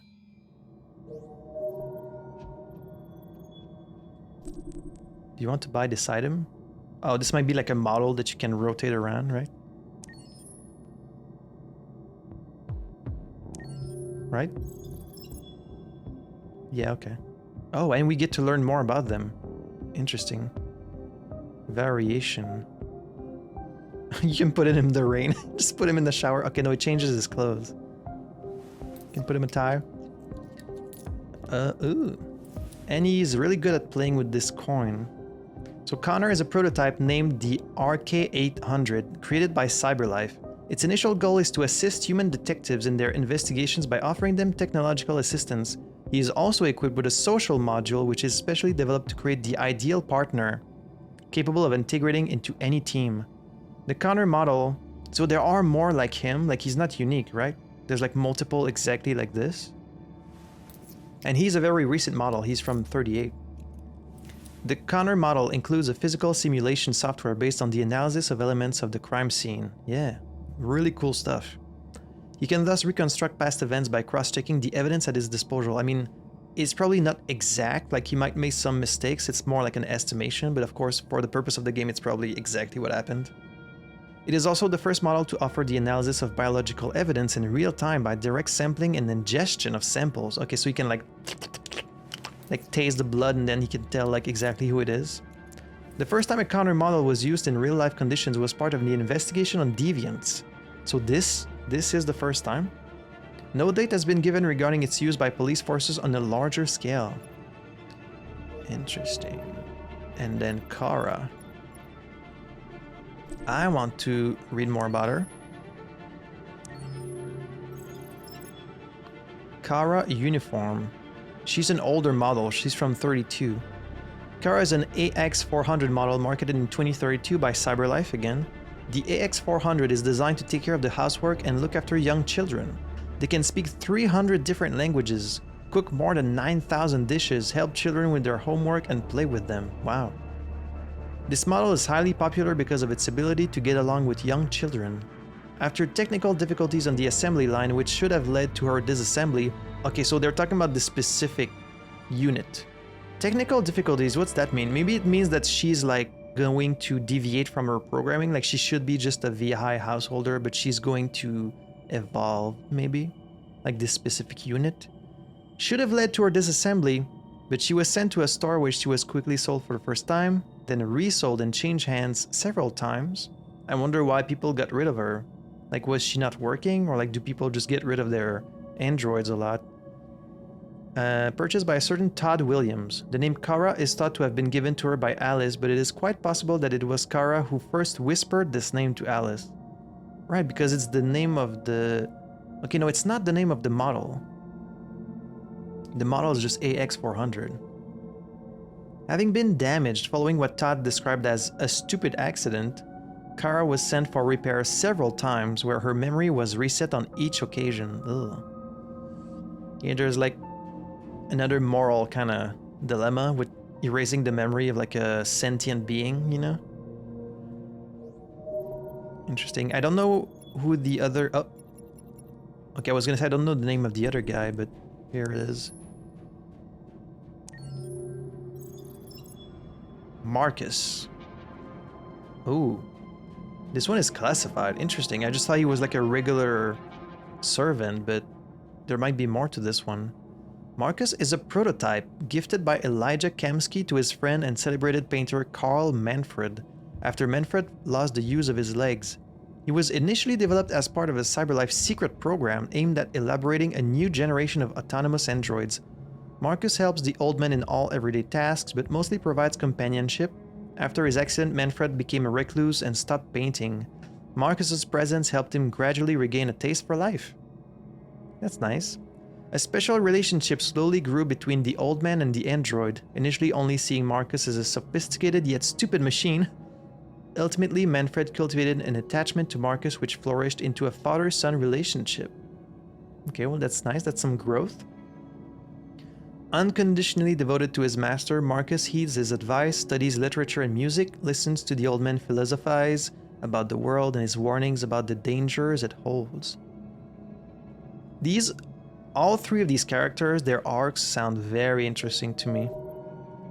So, oh, there's a lot of characters. Holy shit. Damn. Okay, even the minor characters you can read about. Damn. Should we like read all of them? I mean, this is like character bios, so this is really important, I feel. To learn more about these, the magazines, I think they're the same ones I've already read. Okay, yeah, these ones you don't buy, they just get collected when you look at them. Okay.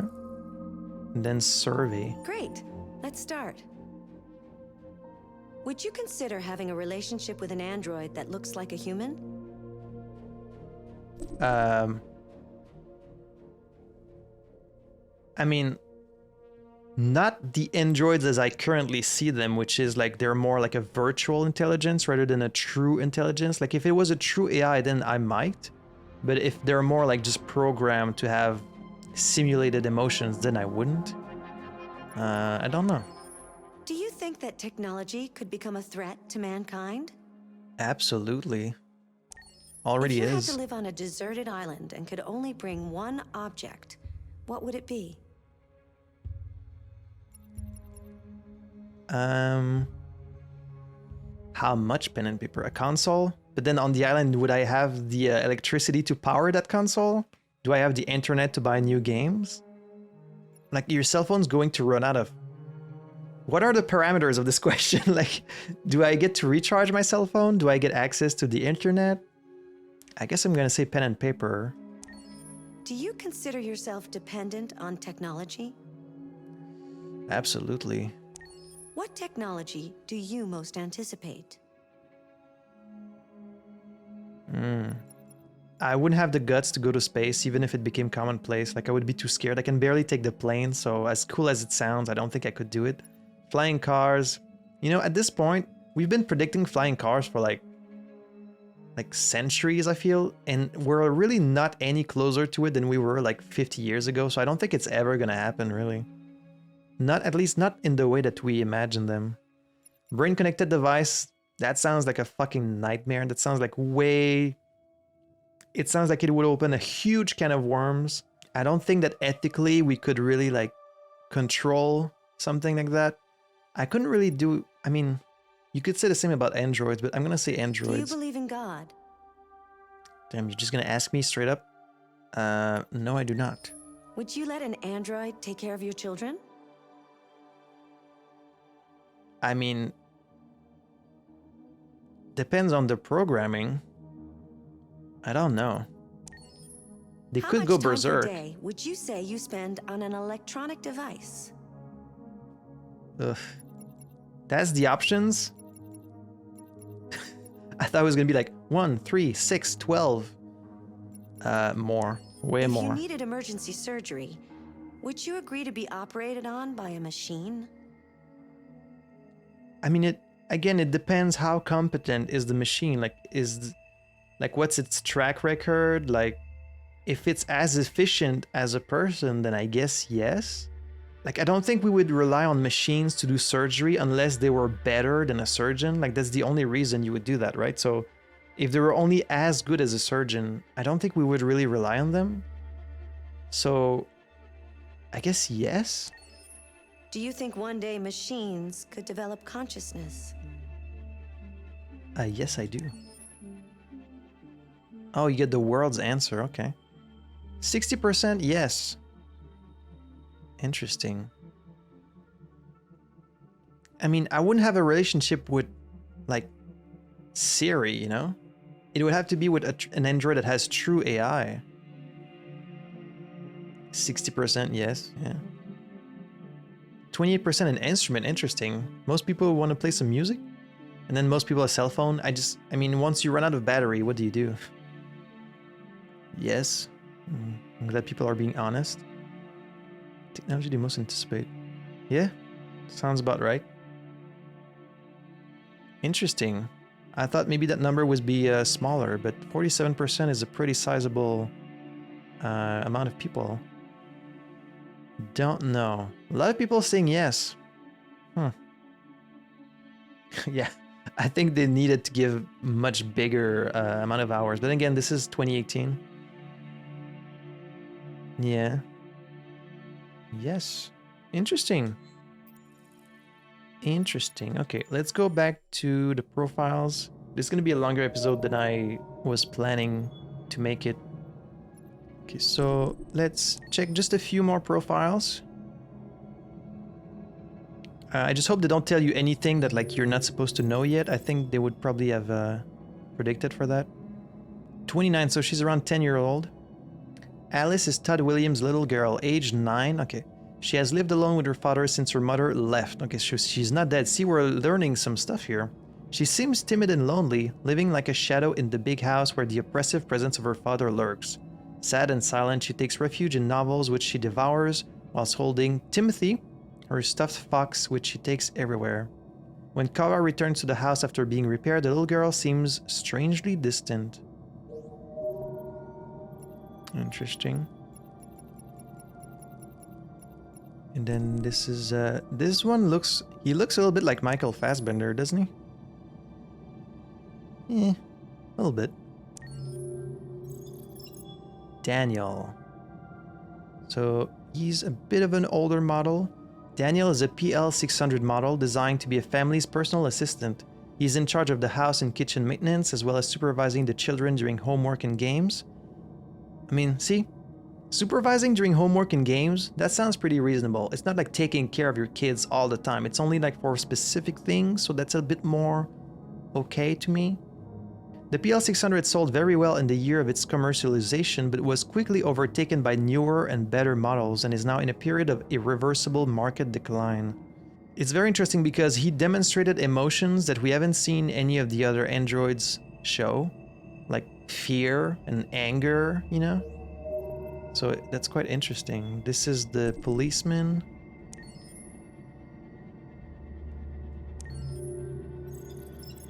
Captain Allen is a senior member of the Detroit Police Department's Special Weapons and Technic Units, so the SWAT. The squad he leads has been called to neutralize an android who took a little girl hostage. Yeah. And I'm out of points, so that's gonna be it for today's episode. So I am really loving this game so far. Of course, gameplay wise, it's nothing special, but like the world is very interesting, and I love when stories don't just have androids, but like are focused on the androids and like the concept of artificial intelligence, all that stuff. As you can probably tell if you've watched this entire video, is very fascinating to me. I have a lot to say about it, and I really love it. So great first episode. I cannot wait to play some more. I'm really gonna try my best not to miss anything because I want to see every little detail. That's always one of the more interesting aspects to me in a game, is like even just looking at the fake products, you know? For example, when I played Tacoma, which is like kind of a lesser known indie game, you get to explore this space station and they have like all these interesting products, you know? And it is just fun to see how people imagine the future to be. So yeah, I can't wait to explore every little nook and cranny of this world and really kind of talk about the moral dilemmas that come with the concept of androids. And I hope we get to have some interesting discussions in the comments. I would like to kind of... too easy or too difficult, remember you can change the difficulty settings in the options section. Thank you. I hope we can have some interesting discussions in the comments. Like, if you have anything to say about all the topics that I brought up during this video, please share your thoughts in the comments. I would like to know what you think, and I would like to discuss it some more. So this was a really fun first episode. I hope you guys enjoyed it. I do have a Patreon page where you can get a full week of early access on my videos. So if you would like to catch the next episode right now, you can do so by checking out the Patreon in my description below. And if you enjoyed this video, consider maybe subscribing to the channel. I would love to have you here with me for all the future videos and future games that we're gonna play. So until next time, thank you guys so much for watching. I had fun playing this. Hope you had fun watching it, and I'll catch you in the next video for some more Detroit Did you know Become... Detroit was on the Underground Railroad, a route for slaves escaping into Canada during the American Civil War? That's very interesting. I'll see you guys in the next one. See ya.